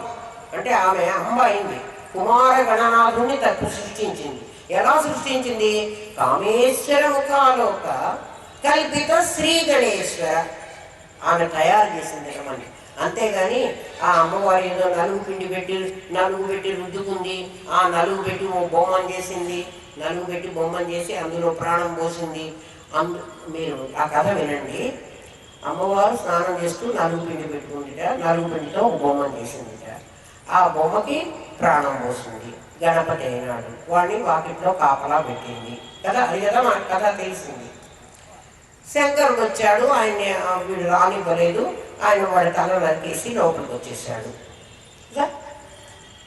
ఒకప్పుడు ఆ అమ్మవారు ఆ బొమ్మకు ప్రాణం పొయ్యగలిగినది, ఈ తల నరికేస్తే మళ్ళీ ప్రాణం పోయలేదా? మనకు ఆ డౌటే రాలేదే, ఎవరికి రాదు. పోనీ శంకరుడు బతికించదలుచుకున్నాడు. నేను పురాణాన్ని విమర్శించటం లేదు, మీరు పొరపాటుగా అర్థం చేసుకోవాలండి. పురాణాన్ని విమర్శించటం లేదు, మనకు అర్థం చేసుకునే రీతిని విమర్శిస్తున్నాను నేను. మనకు కొంచెం బ్రెయిన్ పెట్టి ఆలోచిస్తే దీనికి సంకేతం ఇంకేదో ఉంటుందిరా, మనకు తెలియదు అని కొంచెం ఆలోచిస్తే అది మనకే అర్థమైపోతుంది. మనకు అర్థం కాకపోతే పెద్దలు ఎవరైనా చెప్పాలన్నా చెప్తారు. మనం అసలు అట్లా ఆలోచించాం, ఇదే కరెక్ట్ అనుకుంటున్నాం. ఎలా అనుకుంటున్నాం అంటే, శంకరుడు తల నరికేశాడు, ఇంట్లోకి తీసుకొచ్చాడు. పార్వతీదేవి ఏడిచిందిట మనలాగా, ఎందుకంటే మన మామూలు మనుషుల్లాగా ఆ పిల్లవాడు చచ్చిపోతే ఆవిడ ఏడిచిందిట. ఏడిస్తే ఆయనేమో మరి ఎక్కడైనా ఒక తల తీసుకురండిరా అని చెప్పాట. ఎందుకంటే ఇంతకుముందు నలుగు పిండితో తల చేయగలిగినటువంటి ఆ తల్లికి ఇంకొక నలుగు పిండి, ఇంకా కాస్త నలుగు పిండి కాబట్టి ఇంట్లో ఇంకాస్త పిండి కలిపి ఓ తలకాయ పెట్టచ్చు కదా. ప్రాణం పోయగలిగిన ఆవిడ ఇప్పుడు ప్రాణం పొయ్యొచ్చు కదా, పొయ్యలేదు కదా. పొయ్యకుండా ఏం చేసింది, ఎక్కడో ఉత్తర దిక్కులో ఎవరైనా పడుకుని ఉంటే వాడి తలకాయ నరికి తీసుకురమ్మన్నమాట. ఉత్తర దిక్కులో పడుకోకుండా ఎంతమంది ఉంటారు? అందరూ ఉత్తర దిక్కు పడుకుని ఉండొచ్చు, ఉత్తర దిక్కు పడుకోకూడదు అనేది ఒక సిద్ధాంతం. ఎందుకంటే మన అయస్కాంత శక్తి ఉత్తర దిక్కునే చూపిస్తుంది కదా, దిక్సూచి. మన శక్తిని లాగేసుకుంటుంది, ఉత్తర దిక్కులో పడుకోవద్దు, తల పెట్టి పడుకోకూడదు అంటారు. ఊరు వెళ్ళేవాడు ఉత్తర దిక్కులో పడుకుంటాడని మనకు భయం కూడా పెట్టారు. ఊరు విడిచిపోయేవాడు అంటే చచ్చేవాడు. ఉత్తర దిక్కు తలకాయ పెట్టిపోతే పడుకుంటే నువ్వు చస్తావురా అంటే చస్తావు అంటే ఎవరికైనా భయం. వాడు ఇంకా పడుకోడు, ఆ పని చెయ్యడు. ఉత్తర దిక్కుగా తల పెట్టుకుని ఒక ఏనుగు పడుకుని ఉండేట.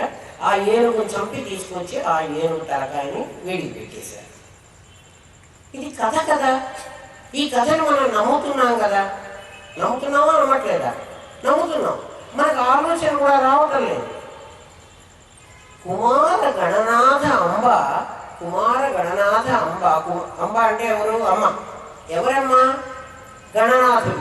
గణనాథుడు అంటే నేనే, మర్చిపోవాకండి. గణనాథుడు అంటే నేను. ఎందుకు నాకు ఈ పేరు వచ్చింది? నేను గణపతిని. ఏమిటా గణములు నా దగ్గర ఉన్నవి? నా దగ్గర ఉన్న గణములన్నీ 24 తత్వాలు. ఈ 24 తత్వాలతో ఉన్న నేను ప్రమథ గణాలకు అధిపతినైనాను. ప్రమథ గణాలు ఏమిటి? నాకు ఎదురుగా ఉన్నవి నా ఇల్లు, నా ఆస్తి, నా పొలము, నా ఉద్యోగము, నా సర్టిఫికెట్లు, నా ధనము, నా బ్యాంక్ బ్యాలెన్సు, నా దగ్గర ఉన్న బంగారు, ఇవన్నీ నా ప్రమథ గణాలు. కొంచెం ఆలోచించండి, బుర్రని కొంచెం పదును పెట్టండి, ఖచ్చితంగా మీకు తెలుస్తుంది. ఇందులో అబద్ధం అయితే ఏమీ లేదు. మనం గుడ్డిగా ఫాలో అవ్వద్దు. హిందూ మతం అంటే ఫెయిత్ మీద నిలబడద్దంటోంది. వాళ్ళందరూ వాడు చెప్పినటువంటి ప్రవక్తలు ఏం చెప్తే అది వినమంటారు. మనం ప్రవక్తలు చెప్పింది వినమని చెప్పట్లేదు. నీ బుద్ధి తోచింది నిన్ను వినమంటావు. నీ బుద్ధితో నువ్వు ఆలోచించు. ఉద్ధరేది ఆత్మానం ఆత్మానం అవసాదయ్యేది అంటోంది మన శాస్త్రం. నిన్ను నువ్వు ఉద్ధరించుకోరా, విచ్చోడా. వాడేవాడరా నిన్ను ఉద్ధరించేవాడు? వాడెవడో చెప్తాడు. నీ పాపాన్ని వాడు పోగొడతాడా? పాపాన్ని పోగొట్టుకోండి, పాపాన్ని నువ్వు పోగొట్టుకోవాలి. కానీ వాడు పోగొట్టడానికి ఎవరికి అధికారం లేదు. పాపం అనేది ఒక చోట ఉన్న వస్తువు కాదు, అక్కడి నుంచి పీకేయటానికి. నీ దగ్గరే ఉంది. కుమార గణనాథ అంబ. కుమారుణ్ణి సృష్టించింది. ఎలా సృష్టించింది? కామేశ్వర ముఖ ఆలోక కల్పిత శ్రీ గణేశ్వర. జాగ్రత్తగా వినండి ఈ నామాన్ని. కామేశ్వర ముఖ ఆలోక, కామేశ్వరుడి ముఖాన్ని చూస్తూ కల్పించింది. చెయ్యలే నిజంగా. అదేమిటి? కల్పించిందంటే ఏమిటి అర్థం? నిజంగా ఉందేనా? అంటే వినాయకుడు నిజంగా రూపం ఉందా? లేదు. ఈవిడ కల్పించింది అంటే మనందరినీ కల్పించింది కాబట్టి జీవో బ్రహ్మైవనా పరహ అని జీవుడు బ్రహ్మ కావడానికి వీలవుతుంది. యథార్థంగా వచ్చిన వాడైతే మారడానికి వీల్లేదు. మీకు ఇక్కడ అర్థమయ్యేది చెప్తాను వినండి. ఒక తాడుంది. చీకట్లో నేను ఆ తాడును చూసి పాము అనుకున్నాను. ఆ తాడు మీదకి నిజంగా పాము వచ్చిందా? పాము రాలేదు. పాము నా చేత కల్పించబడింది. నా చేత కల్పించబడినది కాబట్టి పాము, నేను దీపం తీసుకొచ్చి అక్కడ పెట్టేటప్పటికి ఆ పాము పోతున్నది. అది నిజంగా తాడు మీదకి పాము వచ్చి ఉంటే నేను దీపం తీస్తే ఆ పాము పోతుందా? పోదు. అందుకని అమ్మవారు నిజంగా తయారు చేసి ఉంటే మనని జీవుడు బ్రహ్మము కావడానికి వీల్లేదు. జీవుడు జీవత్వం లేదు మనకు అసలు. ఎప్పటి వరకు జీవత్వం? అజ్ఞానం అనే చీకటి ఉన్నంత వరకు నేను జీవుడు. ఎప్పుడైతే నా అజ్ఞానం పోతుందో నేనే దేవుణ్ణి. నాకు జీవత్వం లేదు. బాగా అర్థం చేసుకోండి. అందుకని అమ్మవారు ఏం చెప్తుందంటే కామేశ్వర ముఖ ఆలోక కల్పిత శ్రీ గణేశ్వర. గణపతిని చేసింది, వాడు శ్రీ గణపతి కావాలి. కల్పిత శ్రీ, వాడు కల్పించింది గణేశుణ్ణి, వాడు శ్రీ కావాలి. వాడు శ్రీ కావాలంటే ఏం కావాలి? మహాగణేశ నిర్భిన్న విఘ్నయంత్ర ప్రహర్షిత. వాడు విఘ్నయంత్రాన్ని, విఘ్నం ఏమిటి? నా బ్యాంకు బ్యాలెన్సు, నా ధనం, నా ప్రమదగణాలే నాకు విఘ్నం. మనందరినీ బాధిస్తున్నది ఏమిటరా? మీరు రోజంతా ఆలోచించి చెప్పండి, నాకు ఏం బాధిస్తుంది మిమ్మల్ని? నాకు సంపద లేదు అని బాధిస్తున్నది. నేను చచ్చిపోతానని ఎవరికైనా బాధ ఉందా? ఏం లేదు. నేను బతుకున్నన్నాళ్ళు నాకు ఇన్ని డబ్బులు కావాలి. డబ్బుల్ని, కాగితాలని నువ్వు తయారు చేసావు, నువ్వంటే మానవుడు సృష్టించాడు. అది మన ఏళ్తున్నది. అన్ని దాంతోనే ముడిపెట్టుకున్నాం, మనం దాంతోనే లెక్క కట్టుకున్నాం. ఎవడు ధనవంతుడైతే వాడు చాలా గొప్పవాడు, సమాజంలో చాలా గ్రేట్, వాడికి ఏ బుద్ధి ఉండక్కర్లేదు, ఏం అవసరం లేదు, డబ్బులు ఉంటే చాలు. అది ఎవడు చేశాడు? మనమే చేసుకున్నాం. నా ప్రమద గణాల వల్లే నాకు అహంకారం వచ్చింది. నా ప్రమద గణాలు ఎవరు? నా ధనం, నా భూములు, నా ఇల్లు వాకిళ్ళు, నా బ్యాంక్ బ్యాలెన్సు, నా సర్టిఫికెట్లు, ఇవన్నీ నా ప్రమద గణాలు. ఈ ప్రమద గణాలు అనేటువంటి విఘ్న యంత్రం, విఘ్న యంత్రం. ఈ యంత్రాన్ని నేను భేదించాలి. భేదిస్తే ఎవరు సంతోషపడతారో చెప్పనా? నా భార్య, నా పిల్లలు కాదు. విఘ్నయంత్ర ప్రహర్షిత, ఆమె సంతోషపడుతుంది. అంటే ఆమె ఏమి ఊహిస్తోంది, దేనికి సంతోషపడుతోంది? ఆమె తన కొడుకు మహాగణేశుడు కావాలని ఊహిస్తోంది. మహాగణేశుడు అంటే ఎవరు? తండ్రిని తెలుసుకొని పరమాత్మను తెలుసుకోవాలని ఆమె ఊహిస్తోంది. ఆ విఘ్నయంత్రాన్ని ఎప్పుడు వీడు భేదించగలుగుతాడో, మహాగణేశ నిర్భిన్న విఘ్నయంత్ర ప్రహర్షిత, అప్పుడు ఆమె సంతోషపడుతుంది. ఎవరు? ఎందుకు ఆమె సంతోషపడుతోంది? కుమార గణనాథ అంబ, ఆమె మా అమ్మ. మా అమ్మకి ఎప్పుడు సంతోషము? నేను ఈ విఘ్నయంత్రాన్ని భేదిస్తే. నేను విఘ్నయంత్రాన్ని భేదించడానికి నాకు ఆమె ఏమి హెల్ప్ చేస్తోంది? శివదూతి, శివారాధ్య, శివ జ్ఞానప్రదాయిని. ఆమె శివదూతిగా వచ్చింది. శివుడికి మెసెంజర్ అంటే, మెసెంజర్ అంటే ఎవరు? రాయవారి. చెప్పడానికి వచ్చింది. ఎవరికి చెప్పడానికి వచ్చింది? నాకు చెప్పడానికి వచ్చింది. ఓ గణపతి, నాకు మా అమ్మే కదా బోధించవలసింది. ఓ గణపతి, నువ్వు పరమాత్మ స్వరూపుడివిరా, ఈ జగత్తంతా మిథ్యరా, బ్రహ్మ సత్యం, జగత్తు మిథ్య, జీవో బ్రహ్మైవ, నువ్వు బ్రహ్మవేరా. నువ్వు బ్రహ్మవి అంటే చతుర్ముఖ బ్రహ్మ కాదు, పొరపాటు పడతారేమో. నువ్వు చతుర్ముఖ బ్రహ్మవి కాదు, నువ్వు పరమాత్మవి అని నాకు చెప్పడానికి వచ్చింది అమ్మ. అందుకని శివదూతి, శివదూతి, శివ ఆరాధ్య. ఆమె శివ ఆరాధ్య. తను శివుణ్ణి ప్రార్థిస్తూనే, శివుణ్ణి ఆరాధిస్తూనే నన్ను శివుడి దగ్గరికి తీసుకెళ్తోంది. ఎలా తీసుకెళ్తోంది అంటే, నన్ను చెయ్యి పట్టుకుని నన్ను మెల్లగా తీసుకెళ్తోంది. ఆ అమ్మవారు లలితా పరమేశ్వరి నా దగ్గరికి వచ్చి నన్ను చెయ్యి పట్టుకుని నన్ను తీసుకుని ఎవరి దగ్గరికి తీసుకెళ్ళాలి? పరమాత్మ దగ్గరికి తీసుకెళ్ళాలి. ఆ చేసిన తర్వాత ఆమె ఏమైపోతుంది? ఆమె మాయమైపోతుంది. ఇంకా ఆమె కనిపించదు, ఇంకా ఆమె అవసరం లేదు. పిల్లవాడిని తనంత వాడుగా చేసేంత వరకే అమ్మ కృషి చేస్తుంది. పిల్లవాడు పెద్దవాడైన తర్వాత వాడిని నాన్నకు అప్పచెప్పేస్తుంది. వాడిని చూడండి, కాలేజ్కి వెళ్ళేటప్పటికి, హై స్కూల్కి, చిన్న స్కూల్కి, ఎలిమెంటరీ స్కూల్కి అమ్మే తీసుకెళ్తుంది, అమ్మే బాక్స్ కట్టిస్తుంది. ఆ తర్వాత పెద్దవాడైనాక పిల్లవాడు ఏం చేస్తుంది? వాడు కాలేజ్కి వెళ్ళేవాడు అయిపోయినాడు, ఎవరు తీసుకెళ్తారు వాడిని? నాన్న తీసుకెళ్తారు. కాలేజీలో దించుస్తాడు, ఏ బిట్స్ పిలానీలు అంటే ఎవరు తీసుకెళ్తారు? నాన్న తీసుకెళ్తారు. వాడు అన్నీ నాన్నకే చెప్పుకుంటాడు. అంటే వాడు నాన్న అయిపోతాడు రేపు.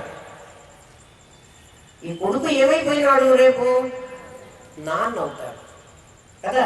వాడిని ఆ స్థితికి తెచ్చే వరకే అమ్మ ఉంటుంది. దైవీ కేశా గుణమయ్యి మమ మాయ, నా మాయ ఎప్పటిదాకా ఉంటుంది? మామేవ ఏ ప్రపంచంతే, నువ్వు ఎప్పుడైతే నన్ను శరణొచ్చి నీవు నేనైపోతానో అప్పుడు ఆమె పని ఇంకేం లేదు.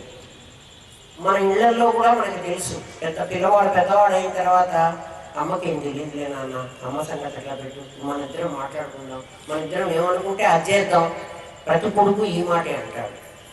అంటే అమ్మకేం తెలియదు అంటున్నాడు. అంటే ఒకప్పుడు అమ్మ దగ్గరే వీడు అన్ని అక్షరాలు నేర్చుకున్నాడు, అమ్మ చెప్పిన మాటలే తిన్నాడు. వాడికి అప్పుడు అమ్మే కావాలి, వాడి పైకి తెచ్చేదాకా. లలిత నీకు అమ్మ, ఆమె చెప్పినట్టే నువ్వు వినాలి. ఎప్పటి వరకు? నువ్వు జీవుడివి కాదు, నువ్వు పరమాత్మవి అని తెలిసే వరకు. లలిత వైభవం అంటే ఇది. లలిత ఎవరు? లలిత నీకంటే ఎదురుగా ఉండకూడదు. ముందు ఫౌండేషన్లోనే నువ్వే లలితవి. లలిత సహస్రనామం చేసే వాళ్ళందరూ అమ్మవారిని వేరే ఉందని చేస్తున్నారు. వేరే ఉందని చేయకండి. లలిత మీరే అయిపోండి. మీరే అయిపోతే ఆ లలితలో ఏ శక్తులు ఉన్నాయో అవన్నీ మీకే తెలుస్తాయి. మీరే అవుతారు, మీ దగ్గరే ఉన్నట్టుగా మీకు అర్థమవుతుంది. అయితే మనలో అధికారంలో ఉత్తమాధికారులు, మధ్యమాధికారులు, మందాధికారులు అని 3 రకాల కేటగిరీస్ ఉన్నారు. మనలోనే 3 రకాలైనటువంటి మనుషులు ఉన్నారు. అందరూ ఉత్తమ అధికారులు కాదు. క్లాస్లో ఉన్నటువంటి పిల్లలందరికీ 100 మార్కులు రావు. క్లాస్లో కొంతమందికి మాత్రమే 2కో 3కో 10% మార్క్స్ వస్తాయి. మిగిలిన వాళ్ళకి ఒకరికి 60 వస్తాయి, ఒకరికి 70 వస్తాయి, ఒకరికి 30 వస్తాయి, ఒకరికి 0గా వస్తుంది. తరగతి గదిలో ఉన్న 45 మంది పిల్లలు, 60 మంది పిల్లలు, వీళ్ళందరికీ 100కి 100 మార్కులు రావు. వేదవ్యాసుడికి ఈ సంగతి తెలుసు. ఆయన కూడా ఎప్పుడో BEd చేసి ఉంటారు. వేదవ్యాస మహర్షి కూడా. అందుకని 3 దృష్టిలో పెట్టుకునే ఆయన చెప్తున్నారు. ఈ విషయాన్ని 3 దృష్టిలో పెట్టుకుని చెప్తున్నారు. ఎలా చెప్పారంటే, ఈ లలితా సహస్రనామంలో హయగ్రీవుడికి అమ్మవారు తెలియజేసింది ఏం చెయ్యాలి. అగస్త్యుడు ఇట్లా అడుగుతున్నాడు, నేనేం చెయ్యాలి అని అడిగితే ఆయన దర్శించారు. దర్శించిన వాళ్ళని విజన్ అంటారు. విజన్ నుంచే వచ్చింది వీడియో. విజన్ దృష్టికి కనపడింది వాళ్ళకి, ఎక్కడో చదువుకుని చెప్పింది కాదు. ఆయన దృష్టికి గోచరించింది. ఆ అమ్మవారు ఆయనకి తెలియజేసింది. ఎవరికి? హయగ్రీవుడికి. ఏం తెలియజేసింది అంటే, 1000 నామాలు ఇస్తున్నాను నాయన. 1000 నామాలలో ఒక్కొక్క నామాన్ని నువ్వు జాగ్రత్తగా అర్థం చేసుకుని, ఇది నామావళి. లలిత రహస్య నామావళి కదా. రహస్యం ఎందుకో మళ్ళీ చెప్తాను. నామావళి, ఈ నామాలు నీకు ఇస్తున్నాను. దీని ద్వారా నువ్వు రూపాన్ని కనుక్కోవాలి. నామం ద్వారా రూపం కనుక్కోవాలి. నామము నీకు బయటపడుతుంది, రూపం నీకు కనిపించదు, రూపం చెప్పదు. ఎలాగంటే, నా చేతిలో ఒక పుస్తకం ఉంది, నేను పుస్తకము అన్నాను అంతే, ఇంకేం అనలే. పుస్తకము అనేటప్పటికి మీకు వెంటనే ఇది కనపడుతుంది. ఇది నేను మీకు చెప్పడం లేదు, ఊరికినే ఒక పుస్తకము అన్నాను అంటే ఇది శబ్దం మాత్రమే. ఈ శబ్దం నుంచి మీకేం అర్థమవుతోందంటే, అక్కడ ఒక పుస్తకం ఉండి ఉంటుంది. పుస్తకం మీకు కనపడలేదు. లేకపోతే నేను పిల్లి అన్నాను, మీకు పిల్లి బాగా అర్థమవుతుంది. నేను పిల్లి అన్నాను, ఇక్కడ పిల్లి లేదు. పిల్లి అనగానే ఒక పిల్లి రూపం మీకు కనిపించాలి. పిల్లి రూపం కనిపించింది, పిల్లి కనిపించింది మీకు. ఇది ప్రకాశము. నేను పైకి చెప్పాను. ప్రకాశం అంటే పైకి చెప్పడం. పిల్లి అనేది నేను నోటితో పలికాను. పుస్తకము నేను నోటితో పలికాను. బల్లా నేను నోటితో పలికాను. అలాగే గంగా నది అని నోటితో పలికాను. పలకంగానే మీకు ఒక రూపం స్ఫురిస్తోంది. ఆ రూపం ఈ నామం కాదు. ఈ నామం ద్వారా రూపాన్ని తెలుసుకోవాలి. దాన్ని ప్రకాశము, విమర్శ అంటారు. ప్రకాశము అంటే మనకు కనిపించేటువంటిది, విమర్శ అంటే మనకు అనిపించేటువంటిది. వేదాంత భాషలో ప్రకాశము, విమర్శ అంటారు వీటిని. ప్రకాశము ఎప్పుడు శబ్దంగా ఉంటుంది, విమర్శ ఎప్పుడు రూపంగా ఉంటుంది. అది సూచించేటువంటి రూపం. ఇప్పుడు జీవుడు అని నేను అన్నాను అనుకోండి, మీకు జీవుడు కనిపిస్తాడా?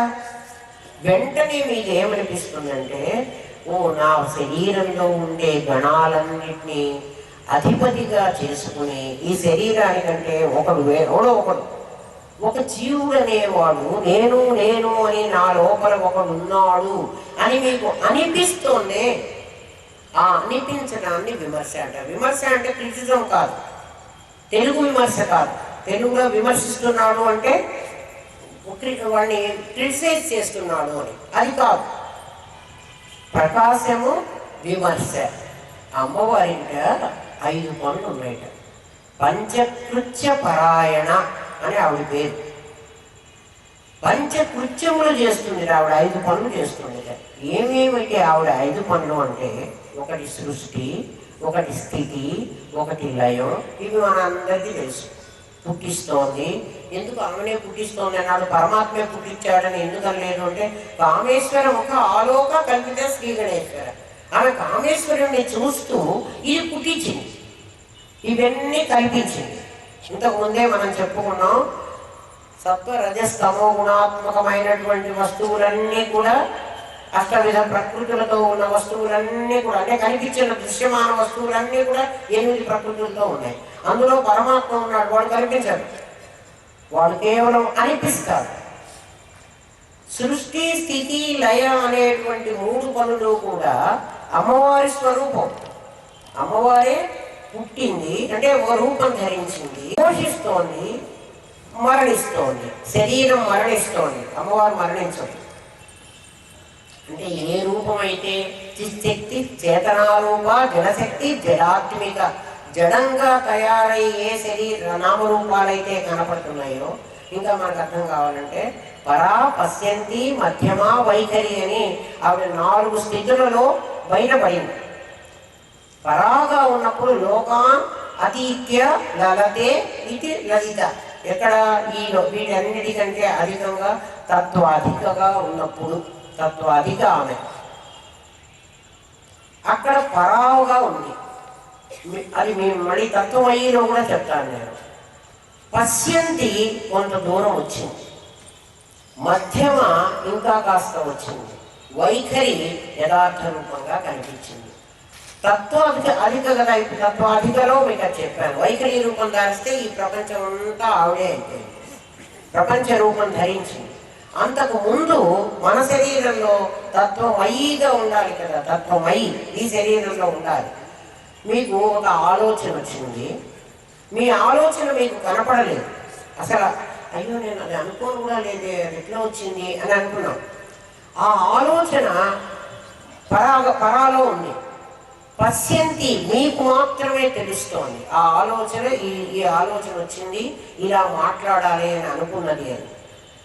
అది ఎదుటివాడి మీద ద్వేషం ఉంటే ద్వేషంగాను, రాగం ఉంటే రాగంగాను.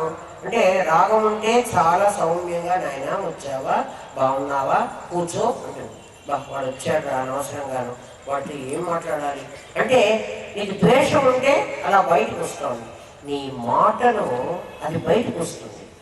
బాధలో బయటకు వచ్చినప్పుడు అది వైఖరి అవుతుంది. వైఖరి రూపం ధరించినప్పటికీ ముందర మనం అంటాం, అబ్బే నేను అనుకోకుండా అన్ఎక్స్పెక్టెడ్గా అనేసాను. అన్ఎక్స్పెక్టెడ్గా ఎప్పుడేమనడు. ఏమన్నా మాట్లాడుతున్నాడంటే లోపల పరా పశ్యంతి మధ్యమ అనే 3 రూపాలు ధరించిన తర్వాతనే వైఖరి వాక్కు వస్తుంది. లేకపోతే వైఖరిగా బయటకు వచ్చింది, బయటకు వచ్చేసేటప్పటికి వైఖరి అవుతుంది. ఇలా అమ్మవారు తత్వాధిక తత్వమై నీలో ఉండే లేదా, నువ్వు ఏదైనా ఆలోపేసడని మాట్లాడుతున్నావా, లేదు లేదు. నువ్వు ముందు అనుకుంటున్నావు, అనుకున్న దాన్ని ఎలా మాట్లాడాలి అని నిర్ణయించావు, ఎలా మాట్లాడాలి అని దానికి వాగ్రూపం ఇచ్చావు, తర్వాతే నీకు అది బయటకు వచ్చింది కదా. వాగ్రూపంగా బయటికి రాకముందు మీ మాట గుర్తు చేసుకోండి. ఆ నిశ్శబ్దంగా ఉన్నప్పుడు అది బ్రహ్మస్థానం. నిశ్శబ్దం బ్రహ్మముచ్యతే.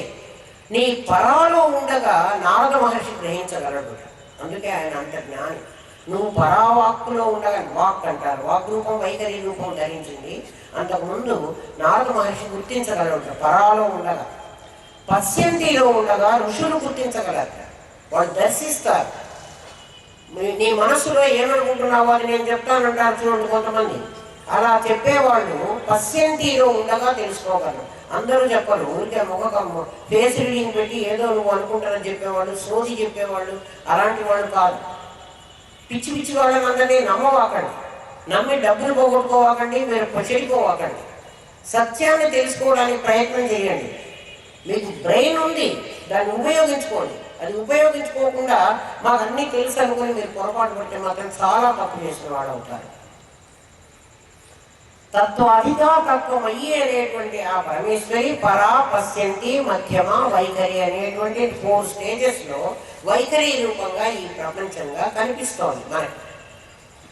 అందుకని మందాధికారుల కోసమని వ్యాస మహర్షి ఏం చేశారంటే, పురాణం కదా మనం చెప్పుకుంటున్నది, వ్యాస మహర్షి ఏం చేశారంటే, అందుకు గీతను ప్రమాణం కొటేషనే ఇస్తున్నాను కానీ గీత చెప్పింది అని చెప్పట్లేదు. ఈ విషయాన్నే పురాణం కూడా చెప్పింది. గీత ఏం చెప్పిందో పురాణం కూడా అదే చెప్తోంది. వీళ్ళ కోసమని, మందాధికారుల కోసమని అమ్మవారికి ఒక స్థూల రూపం ఇచ్చారు. స్థూల రూపం అంటే తెలియనటువంటి సామాన్యమైన వాడి కోసం అమ్మవారికి ఒక రూపం ఇచ్చారు. కొంచెం విజ్ఞానం ఉన్న వాడి కోసం సూక్ష్మ రూపం ఇచ్చారు.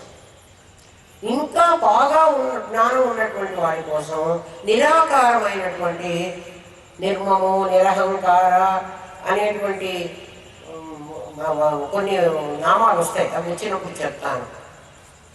నిస్తుర, నీలచితుర, నిరపాయ, నిరచ్చేయ, దుర్లభ, దుర్గమ, దుర్గా, ఇవన్నీ కూడా అహంగ్రహోపాసన వాళ్ళ కోసం ఇచ్చినటువంటివి.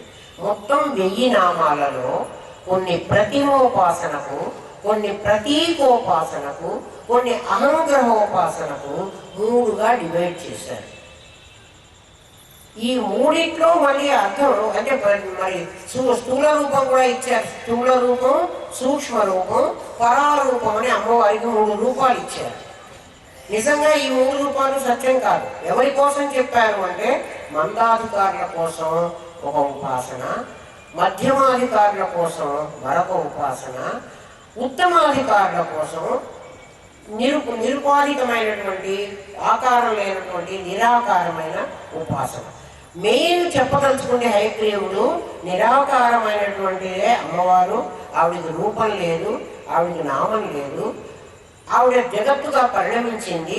జగత్తుగా నువ్వు చూస్తున్నదంతా ఆ పరమేశ్వరి యొక్క రూపమేను అని తెలియజేయడానికి సహస్రనామాలు చెప్పారు. అంటే ఇందులో చాలా వరకు 300 నామాలు ప్రతిమోపాసనకు సంబంధించి ఉంటాయి. అంటే స్థూల వర్ణన ఉంటుంది, స్థూల వర్ణన తర్వాత సూక్ష్మ వర్ణన ఉంటుంది, సూక్ష్మ వర్ణన తర్వాత పరావర్ణన అని ఉంటుంది. స్థూల రూపం, సూక్ష్మ రూపం, పరారూపం అని 3 రూపాలుగా 3 కేటగిరీస్ మనుషుల కోసం ఇచ్చారు. నిజంగా ఆవిడ రూపాలు అలా మారలేదు. ఎవరైనా మారినాయనుకుంటే చాలా తప్పు, పొరపాటు పడవాకండి. మన కోసమే అట్లా సృష్టించారు. నవరాత్రుల్లో కూడా మనం చేసుకునేటువంటి ఉపాసనలో ప్రతిమోపాసన, ప్రతీకోపాసన, అహంగ్రహోపాసన, మహామంత్ర, మహాతంత్ర, మహాయంత్ర స్వరూపిణి అని అమ్మవారికి ఒక పేరు పెట్టారు. మహామంత్రం, మహాతంత్రం, మహాయంత్రం, ఇవన్నీ కూడా సూక్ష్మ రూపంలో వచ్చేటువంటివి ఉపాసన చేసేటువంటి దాంట్లో ఉంటాయి. ప్రతిమోపాసనలో ఒక చిన్న పసుపు గౌరమ్మను కానీ, లేకపోతే ఒక అమ్మవారి బొమ్మను కానీ మనం ఒక విగ్రహం పెట్టుకుంటాం కదా, ఆ అమ్మవారిని మన రూపంగానే పెడతాం. ఆలోచించండి. మన పరిపూర్ణానంద కూడా చెప్పారు మీకు, ప్రకృతి, వికృతి, సంస్కృతి అనేటువంటి 3 ఇవే ప్రతిమోపాసన, ప్రతీకోపాసన, అహంగ్రహోపాసన అనేవి. ప్రకృతిలో ఏం చేశాడంటే పరమాత్మని మనుష్య లెవెల్కి దించుకొచ్చారు. దేవుడు ఎట్లా ఉంటాడు అంటే నీలాగే ఉంటాడు. నా లెవెల్కి వాడిని దింపి వాడికి ఆ ఆకారం ఇచ్చారు. దేవుడికి కూడా మనలాగే కాళ్ళు, చేతులు, కళ్ళు, ముక్కులు, చెవులు అన్నీ ఉంటాయి. వాడు మన చెక్కతోనో లేకపోతే లోహంతోనో బంగారంతోనో వెండితోనో మన శక్తి ఉన్న దాంతో ఒక బొమ్మను తయారు చేసుకుని, చెక్కతో బొమ్మని రాయిగా రాతి శిల్పం అలా చేసి ఆ రాతికి ఏం చేస్తున్నామంటే దేవుడిని మన లెవెల్కి దింపాం. మనం ఇల్లు కట్టుకున్నాం, దేవుడికి ఒక దేవాలయం కట్టాం. మనం పొద్దున్నే స్నానం చేస్తున్నాం, దేవుడికి కూడా స్నానం చేయిస్తున్నాం. మనం బట్టలు కట్టుకుంటున్నాం, ఆయన కూడా బట్టలు కట్టేసాం. మనం అన్ని అలంకారాలన్నీ చేసుకుంటున్నాం, ఆయనకు కూడా అలంకారాలు చేసేసాం. మనం తిన్నాం, ఆయనకు కూడా పెట్టేసాం. అంతే కదా, మనం ఏం తింటున్నాం అదే కదా పెడుతున్నాం. తర్వాత మనం పడుకుంటున్నాం, నిద్రపోతున్నాం, ఆయన కూడా పరుపేసి నిద్ర ఉంచుతున్నాం. దేవుణ్ణి నిద్ర ఉంచడం ఏమిటి అంటే ఏ లెవెల్లో ఉన్నామో మనం మీరు ఆలోచించుకోండి. దేవుడికి పనులన్నీ చేస్తున్నామంటే దేవుణ్ణి మన లెవెల్కు దింపి గుడిలో బంధించేశాం. ఒకడు అడుగుతాడు, గుళ్ళో బంధించి తాళం వేసావు కదా దేవుణ్ణి, రాత్రి కూడా ఏం చేస్తున్నావు? తాళం వేసి మనం ఇంటికి వెళ్ళిపోతున్నాం. పూజారి తాళం వేసి ఇంటికి వెళ్ళిపోతున్నాడు. మరి తాళం వేసావు కదా, రాత్రిపూట నీకు ఏదైనా సమస్య వస్తే దేవుడా నన్ను కాపాడు అని అడిగావు అనుకో, ఆ జైల్లో నుంచి ఆయన ఎలా వస్తాడు బయట? నీకు ఆలోచన రాలేదా? అంటే దేవుణ్ణి నీ లెవెల్కి దింపి మనమందరం ఇంట్లో పడుకుని రాత్రి కూడా తలుపు గూళ్ళెం వేసుకుని కదా బంధించుకుని మనం పడుకుంటున్నాం. దొంగవాడు వస్తాడని, ఎవరైనా దోచుకుపోతాడేమో అని మన లోపల బోల్ట్ వేసుకుంటున్నాం. అయితే మనం వేసుకున్న బోల్ట్ మనం తీసుకోవడానికి అనుకూలంగా ఉంది. ఆయన వేసిన బోల్ట్ ఆయన బయటికి రాలేడు, మనం తీయాలి. ఇప్పుడు దేవుడు నీ చేతిలో బానిసైనాడా, దేవుడి చేతిలో నువ్వు బానిసైనావా? కొంచెం ఆలోచించు. నా చేతిలో ఉన్నటువంటి వాడు నన్ను ఎలా కాపాడతాడరా ఆలోచించండి. దేవుణ్ణి బంధిస్తున్నావు నువ్వు అంటే, నేను బంధించడం లేదండి, విగ్రహాన్ని బంధిస్తున్నాను అంటే, విగ్రహం కాకుండా ఉన్నవాడు దేవుడని నీకు తెలుసా? తెలిసే ఈ పని చేసావా? తెలియదు. అంటే నీకే హాఫ్ నాలెడ్జ్ ఉంది. ఎటువంటి నాలెడ్జ్ ఉంది నీకు? ఒక పక్క వీడు దేవుడు అంటావు, దేవుడికి అపచారం చేయకూడదు, ఆయనకి స్నానము సంధ్య అనుష్ఠానం ఏమేమో. ఎందుకంటే షోడశోపచార పూజ నువ్వు చేస్తున్నావు అంటే ఏం చేస్తున్నావు? స్నానం, వస్త్రం, యజ్ఞోపవీతం, గంధం, అక్షత, పుష్పాణి సమర్పయాలి కదా. ఇవే కదా ఇచ్చాం. అర్ఘ్యం, పాద్యం. మన ఇంటికి ఎవరైనా వస్తే కాళ్ళు పడుకోవడానికి నీళ్ళు ఇస్తాము. వాడు ఏదైనా మనం భోజనం పెడతామంటే, అయ్యా చేయి కడుక్కోండి, వాష్ బేసిన్ దగ్గరికి వెళ్ళండి, ఒక టవల్ ఇస్తాం, చేయి తుడుచుకోండి అని కదా. అంతే కదా. హస్తౌ ప్రక్షాళయామి, పాదౌ ప్రక్షాళయామి, శుద్ధ ఆచమనీయం సమర్పయామి. ఇంతేనా? స్నానం, తర్వాత మంగళహారతి, ధూపమాగ్రాపయం. మనం కూడా ఇంట్లో ఏదైనా పర్ఫ్యూమ్ లాంటిది ఏదో కొడతాం కదా, ఇంట్లో ఎవరైనా పెద్దవాళ్ళు వస్తున్నారు అంటే మరి ఇంట్లో మంచి వాసన రావాలి అని. అంతే. ధూపమాగ్రాపయామి, దీపం దర్శయామి. ఆయనకేం గుడిగాడు చీకటి వాడు కాదు, ఆయన దీపం అక్కర్లేదు, కానీ మనం దీపం వెలిగిస్తాం. ఇది తప్పంటం లేదు.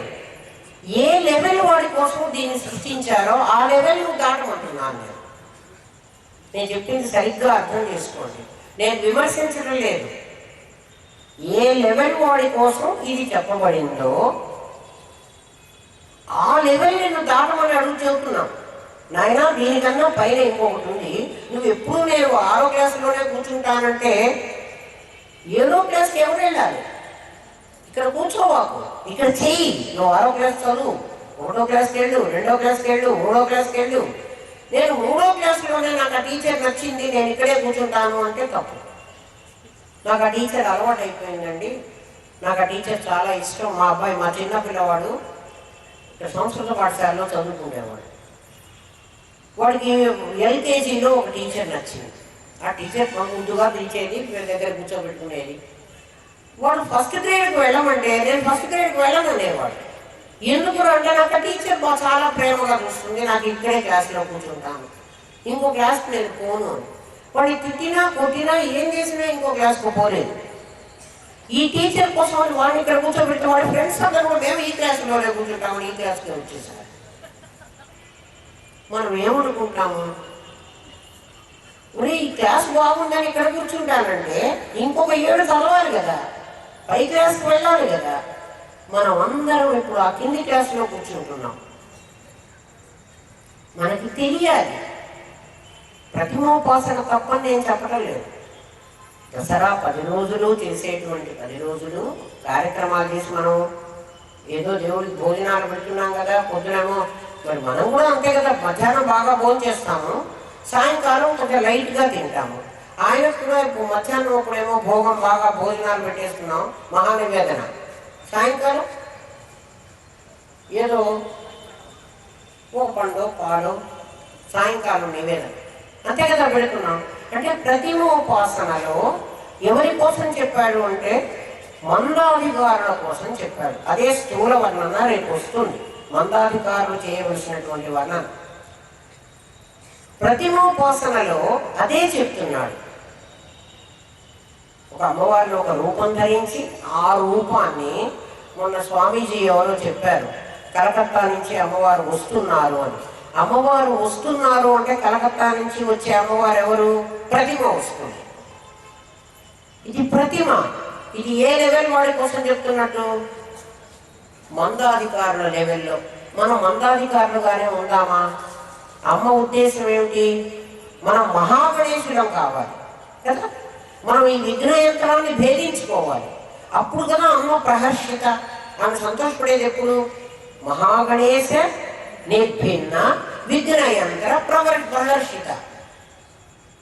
సంస్కృతం అర్థం కాదనే భయం లేదు. మనం ఇట్లా అర్థం చేసుకుంటే ఖచ్చితంగా అర్థమవుతుంది. మరి అమ్మకి సంతోషం కలిగించేటట్టుగా ఉండాలంటే మనం ఈ లెవెల్ నుంచి నెక్స్ట్ లెవెల్కి మనం దాటాలి. ప్రతిమోపాసనలో కూర్చోవడానికి వీల్లేదు. దేవుడికి నీ రూపం ఇచ్చి దేవుణ్ణి మన రూపంలోకి దించేసాం. మన లెవెల్కి. నేనే జీవుణ్ణి, నా లెవెల్కి వాడిని దించేశాను, వాడిని నన్ను కాపాడమని అడుగుతున్నాను. కాపాడమని ఏం అడగలేదు. దేవుడి పూజ అంతా అయిన తర్వాత ఆ స్వామి చెప్తాడు, ఊరికే మనం మాటలు చెప్పుకుంటేందుకు ధర్మ అర్థ కామ మోక్ష చతుర్విధ ఫల పురుషార్థ సిద్ధ్యర్థం. నిజంగా మోక్ష లేదు మనకి, ఎవ్వడికి లేదు. పైకి మాట మాత్రం ఆయన అంటున్నాడు, మనం అంటున్నాం, అంతే చేస్తున్నాం. వీడు ఏం చేస్తాడంటే ఈ లెవెల్ వాడు దేవుణ్ణి విగ్రహంలో పెట్టి, ఇంట్లో పూజా మందిరమో ఏదో పెట్టుకుని దాంట్లో ఒక విగ్రహాన్ని పెట్టుకుని ప్రతిష్ఠించుకుని ప్రతిరోజు షోడశోపచార పూజ చేసి వాడికి చేతనైనంతలో లలితా సహస్రనామం చదువుకుని ఆ దేవుడికి ఏదో నైవేద్యం పెట్టి అందరికీ ఆ ప్రసాదం అనే పేరుతో పెట్టుకుంటున్నాడు. వాడు ఆ లెవెల్ వాడు. నెక్స్ట్ లెవెల్ వాడు ఇంకా పైకి వెళ్ళాలి మనం. ఇంకొకడు మహామంత్ర. వీడికి ఒక మంత్రం ఉంటుంది. మంత్రం అనేది ఉపదేశం చేసుకోవాలి. ఉపదేశం ఒక గురువు ఎవరో ఉపదేశిస్తాడు, కొన్ని బీజాక్షరాలతో ఉంటాయి. ఒక మంత్రాన్ని ఉపదేశం చేస్తాడు. ఆ మంత్రాన్ని వీడు ఇన్ని కోట్లు ఇన్నేనో చేస్తాడు ఇన్ని రోజుల్లో. దానికోసం మహాయంత్రం ఒకటి ఇస్తాడు, శ్రీచక్రము, దానికి ఒక అర్చన. వీడు సెకండ్ లెవెల్ వాడు. వీడు ప్రతీక ఉపాసన చేస్తున్నాడు. భగవంతుడికి మనలాగా కళ్ళు, ముక్కులు, కాళ్ళు, చేతులు ఇవ్వలే. వీడు మంత్రజపం చేస్తున్నాడు. మంత్రజపం చేసి పరమాత్మని తను మననాత్ త్రాయతే ఇది మంత్ర. మంత్రం ఎందుకు అంటే మననాత్, మననం చేయటం వల్ల త్రాయతే నిన్ను రక్షిస్తుంది. మననం చేయటం వల్ల నిన్ను రక్షిస్తుంది. దేని నుంచి రక్షిస్తుంది? నీకు ప్రాబ్లం ఏంటి? అసలు నీకు కష్టం ఏమొచ్చింది? దేని నుంచి నీకు రక్షణ కావాలి? మనకందరికి రక్షణ దేని నుంచి కావాలి చెప్పండి? మృత్యువు నుంచి. అందరూ భయపడుతున్నారు దేనికి? మృత్యువుకి. ఎప్పుడో ఒకప్పుడు మరణం అని గమనించడానికి రెడీగా ఉంది. ఎప్పుడుందో తెలియదు. పుట్టడం అయితే పుట్టాము, పెరగడం అయితే పెరుగుతున్నాము. ఎప్పుడో ఒకప్పుడు చచ్చిపోతాం. ఎప్పుడు చచ్చిపోతాం అంటే మనకైతే తెలియదు. ఏ క్షణమైనా చావచ్చు. పంచకృత్యాలు ఉన్నాయి ఆవిడ చేసే పనులు, 5 పనులు. పంచకృత్యాలు ఏమిటి? ఒకటి తిరోధానము, ఒకటి అనుగ్రహము. ఆవిడ 2 పనులు చేస్తుంది. అదే ఇందాక ఏం చెప్పుకున్నాం మనం? పంచకృత్యములు, ఒకటి ప్రకాశము, ఒకటి విమర్శ. ఒక నామావళి ఇచ్చింది, ఒక రూపావళి చూపిస్తోంది. ఒకటి తిరోధానము, ఆవిడ దిగొచ్చింది. ఎందుకు దిగొచ్చింది? అమ్మ పిల్లవాడిని ఎత్తుకోవాలంటే ఒరే నువ్వు పైకి లేవరా అంటే వాడు లేవడు. వాడు ఎంత ఉంటాడు, నేల మీద పాకుతూ ఉన్నంత వయస్సులో అట్లా కింద పడుకుని వాడు ఉంటాడు. ఆ పడుకున్న ఆ 2 కాళ్ళు 2 చేతులు పెట్టుకుని దోగాడే పిల్లవాడు. దోగాడే పిల్లవాడిని అమ్మ ఏం చేస్తుంది, పాకుతున్న పిల్లవాడిని అమ్మ ముందు వంగుతుంది. వంగి వాడిని ఎత్తుకుని తన సంఖకి ఎత్తుకుంటుంది. అంటే ఎంత చేస్తుంది అంటే అమ్మ వాడిని తనతో ఈక్వల్గా చేస్తుంది. ఈక్వల్గా చేయడం కోసం ఆవిడ వంగాలి. అంతేగాని నువ్వు లేవరా అంటే వాడు లేవడు. నువ్వు వచ్చి నా సంఖకి కూర్చోరా అంటే వాడు ఎత్తుకోవడానికి వాడు నేను ఎత్తుకోవాలి, వాడు రాడు. పిల్లవాడంటే రాలేడు. అందుకని ఆవిడ అవరోహణమైంది. అవరోహణం అంటే తిరోధానం. ఆవిడ కిందికి దిగొచ్చింది. కిందికి దిగొచ్చి వైఖరి రూపం ధరించింది. నీ దగ్గరికి వచ్చింది. నీవై ఉన్నది నిన్ను ఉద్ధరించడానికి. నీవు అంటే ఇప్పుడు జీవుడు. నువ్వు జీవుడివి, నువ్వు దేవుడివి కాలే. ఇంకా నిన్ను ఉద్ధరించడానికి అమ్మ ఈ రూపం ధరించి తిరోధానము.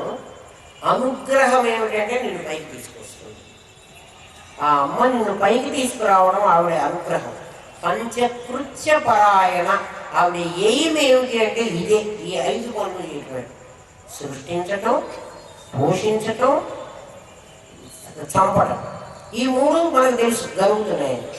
ఈ 3 చేయడం కోసం ఆవిడ అనుగ్రహము, ఆవిడ తిరోధానం. తిరోధానము అనుగ్రహం. తిరోధానం అంటే కిందికి వచ్చింది, అనుగ్రహం అంటే నేను పైకి తీసుకెళ్తాను.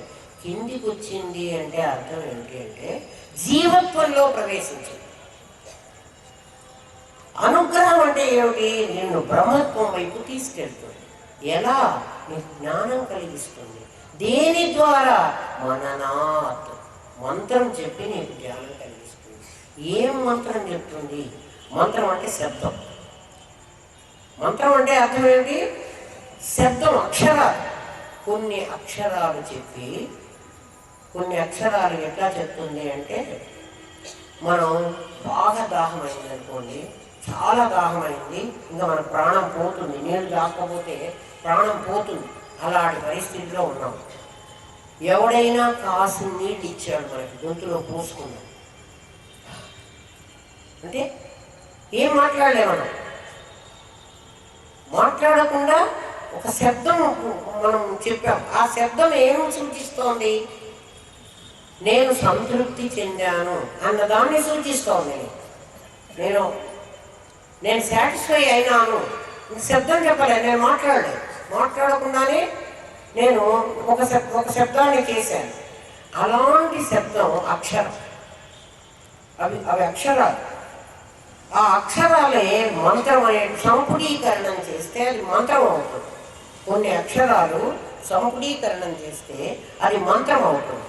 ఆ మంత్రం మననాత్, పదే పదే అనుకోవడం వల్ల త్రాయితే, నువ్వు రక్షించబడతావు. ఏదైనా పదే పదే అనుకోవడం వల్ల మనకి కష్టం వస్తుందేమో, మనకి కష్టం వస్తుందేమో, మనకు నష్టం వస్తుందేమో అని అనుకుంటూ ఉన్నాడు, ఖచ్చితంగా నష్టం వస్తుంది. అంటే నువ్వు అదే అనుకుంటున్నావు. అనుకోవడం వల్ల అదే జరుగుతుంది. అయితే నేను అనుకుంటే జరుగుతుందంటే అనుకుంటే తీవ్రతను బట్టి జరుగుతుంది. అట్లా మననాత్ త్రాయతే, మననం చేస్తూ ఉంటే నిన్ను ఈ ప్రపంచంలో ప్రమదగణాల్లో పడకుండా, నిన్ను మదించబడకుండా నిన్ను రక్షిస్తుంది అమ్మ. మననాత్ ఎవరిని, సెకండ్ కేటగిరీ వాళ్ళని. ఫస్ట్ కేటగిరీ వాళ్ళకి ఏమి రాదు. అయితే మరి ఫస్ట్ కేటగిరీ లేకుండా ఎట్లాగండి సెకండ్ కేటగిరీకి రావాలి? ఫస్ట్ కేటగిరీలో అర్థం చేసుకుంటే నువ్వు సెకండ్ కేటగిరీకి వెళ్ళచ్చు. నీకు తెలియకుండా ఇంకా నేను ఇందులోనే కూర్చున్నాను. అబ్బా వాళ్ళు ఎంత పూజలు చేస్తారండి, చాలా పొద్దు నుంచి సాయంత్రం దాకా పూజ చేస్తారు. ఏం చేస్తారు? ఏం చేయరు. దేవుడి దగ్గర కూర్చుంటారు, ఆ పీఠం బాగా శుభ్రం చేస్తారు. ఈ ప్రపంచంలో మెరిసేవి తలుపులు వెలుగులు ఏవో తెచ్చి ఆ అమ్మవారిని అలంకారం చేస్తారు. ఎందుకంటే చూడగానే అట్రాక్షన్. నిజంగా అది అమ్మవారు కాదు. నువ్వు అమ్మవారిని ఎందులో పెట్టలేదు. బ్రాహ్మణుడు మంత్రం చెప్తున్నప్పుడు కావాలంటే వినండి. ప్రాణ ప్రతిష్టాపన మంత్ర సుముహూర్తం వస్తూ అంటాడు. అంటే నీ ప్రాణాన్ని ఆ బొమ్మ మీదికి ప్రవేశపెడుతున్నావు. మళ్ళీ దాన్ని ఏం చేసుకున్నావు? యచ్చగచ్చ సురశ్రేష్ఠ స్వస్థానం పరమేశ్వర అని మళ్ళీ వాడికి పంపిస్తున్నావు. దేవుడు ఉద్వాస ఏం చెప్పారండి అని అడుగుతున్నారు కదా. ఉద్వాస ఏం చెప్పి ఎక్కడికి పోమంటున్నారు? వాడిని ఎక్కడి నుంచి రప్పించారు? యచ్చగచ్చ, ఎక్కడికి వచ్చావు అక్కడికి పోయా అంటే మీరు పిలిస్తే ఆయన రావాలి, మీరు వెళ్ళిపోతే వెళ్ళిపోవాలి, అంతే చేస్తున్నారు. ఎన్నాళ్ళు మనం ఈ లెవెల్లో కూర్చుంటాం? ఈ లెవెల్ తప్పంటలేదు, నేను బాగా అర్థం చేసుకుని, పొరపాటుగా మీరు అర్థం చేసుకుని అమ్మగారు అందరినీ విమర్శిస్తున్నారు, దేవుడిని తప్పు పడుతున్నారు, అలా తప్పుగా అర్థం చేసుకోండి. ఒకవేళ నేను చెప్పడంలో అంటే మీరు పైకి రావాలి అన్నటువంటి ఆవేదనతో నేను ఏదైనా చెప్పుంటే మీరు తప్పుగా అర్థం చేసుకుంటే నిజంగా నేను క్షమించగలిగినాను. నేను అలా అంటలేదు. విగ్రహారాధన తప్పని చెప్పడం లేదు. విగ్రహారాధనలోనే కాలం వెళ్ళకూర్చోవాకండి, దాని నుంచి పైకి రండి, మెల్లగా పైకి రావాలి. మీరు పెట్టిన విగ్రహం మిమ్మల్ని ఏం కాపాడుతుంది? నిజంగా భగవంతుడు ఎవడో తెలిస్తే మిమ్మల్ని ఖచ్చితంగా కాపాడుతాడు. దేని నుంచి కాపాడుతాడు? మాకు వచ్చేటువంటి కష్టాల నుంచో, నష్టాల నుంచో, వ్యాపార లాభాల నుంచో కాదు. భగవంతుడు మృత్యువు నుంచి కాపాడుతాడు, తమస్సు నుంచి కాపాడుతాడు, అసత్తు నుంచి కాపాడుతాడు. అసతో మా సద్గమయ, తమసో మా జ్యోతిర్గమయ, మృత్యోర్మా అమృతంగమయ. నిజంగా నీ ప్రాబ్లమ్స్ అవి, నువ్వు అవన్నీ మర్చిపోయి ఇవి ప్రాబ్లమ్స్ అనుకుంటున్నావు. ఇవి నీ ప్రాబ్లమ్స్ కాదు. అసలు ఈ ప్రపంచంలోకి వస్తూ మనం ఎవ్వరూ ఏం తీసుకురాలేదు. ఈ ప్రపంచం నుంచి పోతూ ఏమీ తీసుకుపోవడానికి వీల్లేదు. ఒక సూది కూడా మన వెంట తీసుకోవడానికి వీల్లేదు. ఇక్కడ ఉన్న కొన్ని రోజులు ఇక్కడ అనుభవించడానికి నీకు ఏదేది తినాలో, ఏదేది నిర్ణయమైందో పరమాత్మ పెట్టే ఉన్నాడో అదే అనుభవిస్తాం. ఇది అయిపోయిన తర్వాత వెళ్ళిపోవాలి. వెళ్ళిపోయేందుకు రెడీ చేసుకోవాలి. కానీ సామాన్లు ఇక్కడ వదిలిపెట్టిపోయే సామాన్ల మీద మనం చాలా దృష్టి ఎక్కువ ఉంది. అందుకని ఈ లెవెల్ నుంచి మారమంటున్నాను. నిన్ను నువ్వు ఉద్ధరించుకోవాలి. ఉద్ధరేదాత్మాత్మానం అంటే అది. నిన్ను ఉద్ధరించుకో. అసత్తు నుంచి సత్తుకు వెళ్ళు. అసతోమా సత్ గమయ. అసత్తు నుంచి నేను సత్తులోకి వెళ్ళాలి. తమసోమా, నాకు అజ్ఞానం అనే చీకటి ఉంది.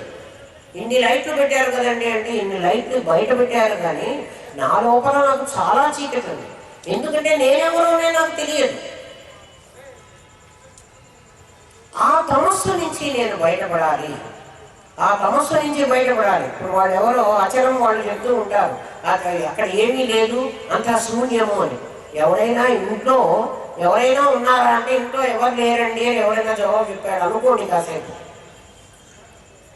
ఎవరైనా ఇంట్లో ఉన్నారా అని నేను అడిగాను. ఇంట్లో ఎవరు లేరండి అని ఆయన సమాధానం వచ్చింది నాకు. ఇప్పుడు ఆ ఇంట్లో మనుషులు ఉన్నట్లా లేనట్ట అంటే ఎవరో లేరు అని ఇల్లు సమాధానం చెప్పదు కదా. నాకు మనిషి కదా జవాబు చెప్పాడు. ఆ మనిషి ఉండగా ఇంట్లో ఎవరు లేరంటే తప్పు కదా. అంటే ఇంట్లో వాడు తప్ప ఎవరు లేరు అంతే కదా, వాడు ఒకడు ఉన్నాడు. మరి అచలంలో ఆలోచించండి, శూన్యం ఉన్నది అని గుర్తిస్తున్నాను. ఈ ఉన్నప్పుడు అది శూన్యం ఎలా అవుతుంది? ఎందుకు ఆలోచించాలో మనుషులు? అవును కరెక్టే, శూన్యం. నేననే వాడిని ఉన్నప్పుడు నేను లేకుండా ఎక్కడా పోను. నేను ఎప్పుడు ఉంటాను. నేనే చిద్రూపాన్ని.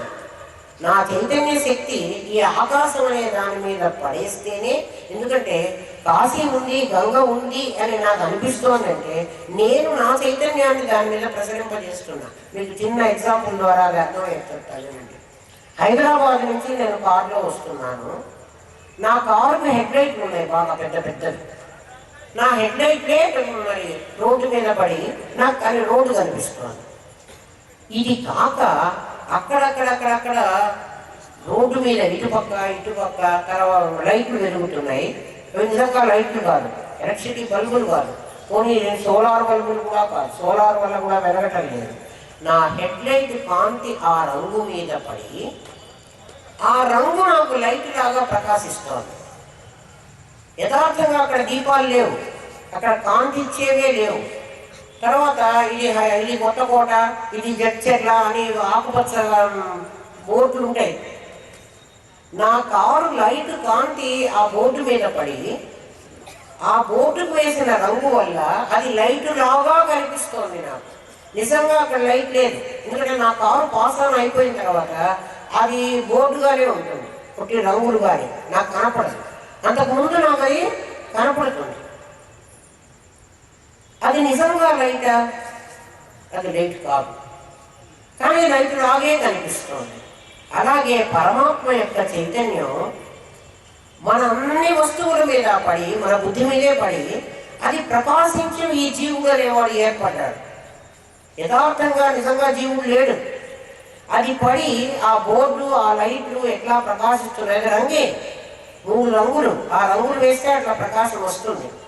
ఎప్పుడైనా మీరు రోడ్లో రిపేర్ చేస్తూ ఉన్నవాడు ఒక జాకెట్ వేసుకుంటాడు చూడండి, ఒక ఆరెంజ్ కలర్ జాకెట్, దాని మీద మెరుస్తూ కనపడుతుంది మనకు. ఆ రంగు వల్ల మన లైట్ దాని మీద పడి అది మనకు అట్లా కనిపిస్తుంది. పరమాత్మ యొక్క ప్రకాశం దాని మీద పడి అలా కనిపిస్తుంది. యథార్థంగా అది కాదు, బాగా అర్థం చేసుకోండి. అలాగే పరమాత్మ యొక్క చైతన్య శక్తి మనందరి బుద్ధి అనేటువంటి దర్పణంలో సత్వరజ స్తమో గుణాలని 3 గుణాలు ఉన్నాయి. ఆ 3 గుణాలు 3 రంగులు, వాటి గురించి ఇంకా తెలుసుకుంటే మీకు బాగా అర్థమవుతుంది. అది రేపు చెప్తాను. ఆ 3 గుణాల మీద పడి అందులో ఒక గుణం మీదే ప్రకాశించేది, మిగిలిన వాటి మీద ప్రకాశించారు, చీకటి కదా. ఆ ప్రకాశించి ఇలా కనిపిస్తోంది మనకి. ఆ సంగతి ఈ 2వ కేటగిరీ వాడికి తెలుస్తుంది. 2వ కేటగిరీ వాడు ఎవడు? మననాత్, మంత్రం చేస్తున్నాడు, మంత్ర జపం చేస్తాడు. మంత్ర జపం వల్ల వాడు లోపల శుద్ధి అవుతాడు, అంతఃకరణ శుద్ధి కలిగినటువంటి బుద్ధి బాగా వికసిస్తుంది. దాని మీద పరమాత్మ ప్రకాశం ప్రకాశిస్తుంది. ప్రకాశం విమర్శ అనే అమ్మవారికి 2 శక్తులు ఉన్నాయి. ఒకటి ప్రకాశము, ఒకటి విమర్శ. ఒకటి ప్రకాశం అంటే ఒక శబ్ద రూపంగా చూపిస్తుంది, శబ్దం అంటే మంత్రం.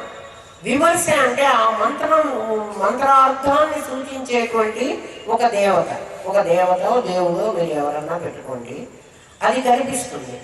సూర్యుడు కనిపిస్తూ ఉన్నటువంటి ఒకడు, ఆ సూర్యుడిలో ఉన్నటువంటి శక్తి అంటే ఈ మొక్కలన్నిటినీ మరి పండించి చంద్రుల్లో ఉన్నటువంటి ఔషధీకరణ శక్తి ఇచ్చేటువంటివి, ఆ శక్తి ఇచ్చేది దాని లోపలే ఉంది. అది దేవుడు, అది భూతము. ఏది భూతం? ఆ తిరుగుతూ ఉన్నది భూతం, అందులో ఉన్నది దేవుడు. అట్లా భూమి అనేటువంటిది ఒక భూతం, దీంట్లో ఉన్నటువంటి ఆ శక్తి దేవుడు. ఆ శక్తి వల్లే ఈ మొక్కలన్నీ పెరుగుతూ ఉన్నాయి. ఈ సంగతి మంత్రం చేసేవాడికి అర్థమవుతుంది. మననం చేయడం వల్ల. నేను ఒకసారి చేశాను, నేను 108 చేయొచ్చు సార్, నేను రోజు 10 గాయత్రి చేస్తానండి. 10 గాయత్రి 2 నిమిషాల్లో ఇట్లా 10 అయిపోయింది. అలా చేసేవాడికి రాదు. మంత్రార్థాన్ని తెలుసుకుని ఆ మంత్రాన్ని మననం చేయడం వల్ల అది ప్రకాశము, నాకు విమర్శ తెలుస్తుంది. ప్రకాశము విమర్శ అనేవి 2 అమ్మవారు. పంచకృత్య పరాయణ అనే 5 పనులు చేస్తుంది. సృష్టి స్థితి లయంతో పాటు తిరోధానం అనుగ్రహం అనే 2 పనులు చేస్తుంది. ప్రకాశము తిరోధానం అనుగ్రహాన్ని ప్రకాశం విమర్శ అంటారు. ఇంకో అదే దానికే ఇంకో పదం. ఆ ప్రకాశం ఎప్పుడు శబ్దరూపంగా ఉంటుంది, విమర్శ ఎప్పుడు అర్థరూపంగా ఉంటుంది. ప్రకాశానికి అమ్మ అని, విమర్శకు అయ్య అని పేరు. ఆయన అయ్య, ఈమె అమ్మ. ప్రకాశము అమ్మ ద్వారా అయ్య తెలుస్తారు. మనకి నాన్నను చూపించాల్సింది ఎవరు? అమ్మే చెప్పాలి వీడు నీకు నాన్న. ఇంకెవరన్నా చెప్తే మనం నమ్మం. కాబట్టి ప్రకాశమే విమర్శకి దారి చూపిస్తుంది. ప్రకాశం అమ్మ, విమర్శ నాన్న. నాన్న అంటే పరమాత్మ. వీళ్ళిద్దరూ మళ్ళీ విడివిడిగా ఉంటారు, వీళ్ళిద్దరూ ఎప్పుడు కలిసే ఉంటారు. అందుకే శివశక్తి ఐక్య రూపిణి. శివుడు శక్తి ఏకంగా ఉన్న రూపం ఆవిడ. మనకు రూపాయి కాయను గుర్తుపెట్టుకుంటే బాగా గుర్తొస్తుంది. రూపాయి కాయను బొమ్మ గొలుసు 2 కలిస్తేనే రూపాయి. మధ్యలో నేను అడ్డంగా కట్ చేశాను అనుకోండి, పప్పులు కాదు కదా, పైసా కూడా దానికి ఇవ్వడు. రూపాయిని ఇట్లా అడ్డంగా కట్ చేసి ఇది ఇచ్చి నాకు ఒక చాక్లెట్ ఇవ్వమని అడిగాను అనుకోండి, ఆ షాప్ వాడు, నేను మా పిచ్చే కింద నీకు రూపాయి తీసుకొస్తే ఏదో ఒకటి ఇస్తా, కానీ నా దగ్గర ఉన్న వస్తువుల్లో నువ్వు రూపాయిని అడ్డంగా కట్టేసి ఇది రూపాయి అని ఉంది కదా, దాని మీద 1 అని బొమ్మ ఉంది, రూపాయి ఉంది కదా, ఇది ఇస్తే ఇస్తానంటే నేనేమి ఇయ్యనంటాను. పోనీ అడుగులు ఉన్నటువంటి ఆ బొరుసు రూపం ఆ పార్ట్ ఇచ్చి అదన్నా 4 పప్పులన్నా గింజలు పెట్టరా నాయన అంటే నేను పెట్టమంటాను. రూపాయిని కట్ చేస్తే దానికి విలువ లేదు. రూపాయి రూపాయిగా ఉంటేనే శివశక్తైక్య రూపిణి లలితాంబిక. లలితాంబిక ఎప్పుడూ ప్రకాశ విమర్శ అనే పేరుతో పరమాత్మని ఎడబోయకుండా ఉంటుంది. అంతేగాని మనకు కనిపిస్తున్నటువంటి సగం చీర కట్టి, సగం పంచ కాదనుకోండి, గజ చర్మం కట్టి కదా, ఇక్కడేమో నగలు వేసి, ఇక్కడేమో పాము ఆభరణాలు వేసి, సగం బొట్టు పెట్టి, ఆ సగం విభూది పూసి, ఆ ఆకారం కాదు పరమాత్మకి. మరి ఎందుకంటే ఆకారం చూపించారు? మందాధికారులకి శివుడు శక్తి కలిసి ఒకటి అని చెప్పడానికి నీకు ఆకారం చూపించారు. వీటన్నిటికీ సంకేత అర్థాలు ఉంటాయి. పెద్దల దగ్గర అడిగి తెలుసుకోండి. మీరే కూర్చుని ఆలోచించండి. మీ బ్రెయిన్ తోస్తుంది ఖచ్చితంగా. అయితే దాని మీద ఆలోచన చెయ్యాలి. ఎప్పుడు ప్రపంచం వైపే మనం తిరిగి ఉన్నాం అనుకో, ఇవన్నీ రావు. ప్రపంచం నుంచి అంతర్ముఖం కావడం అంటే అది. నువ్వు అంతర్ముఖం అయితే నీ లోపల సమస్తం నీకు తెలుస్తాయి. ఎవడో చెప్పక్కర్లేదు. మీకు మీరు ప్రయత్నం చేయండి. 8 అయింది, రేపు చెప్పుకుందాం. నేను లలితా సహస్రనామం చెబుతామని వరుసని చెప్పాను అనుకోండి, మీకు చాలా టైం నాకు తీసుకుంటుంది. ఈ 10 రోజుల సమయం చాలదు. నాకు వీలైనంత వరకు చెప్తాను. సహస్రనామాల్లో ప్రతి నామానికి అర్థం చెప్పడానికి ప్రయత్నం చేస్తాను. ఒకవేళ మీరు వరుసగా చెప్పడం లేదు అనుకుంటే మరి నేనేం చేయలేదు. వరుసగా చెప్పట్లేదంటే 100 నామాలు అయిపోతాయి ఏమో 10 రోజులు అయ్యేప్పటికీ. తర్వాత ఇక మరి చెప్పలేదు.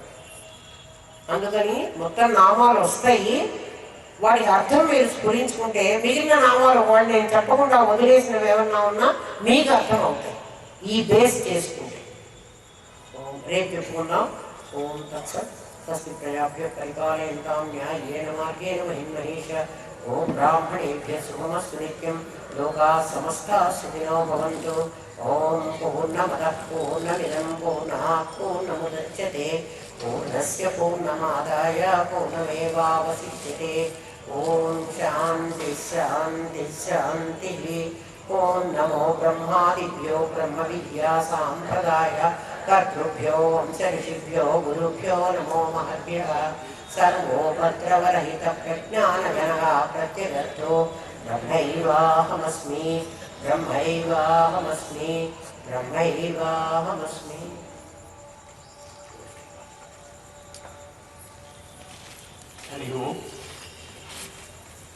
ఒక్క 2 నిమిషాలమ్మా. అసలు టైమే కనపడలేదు.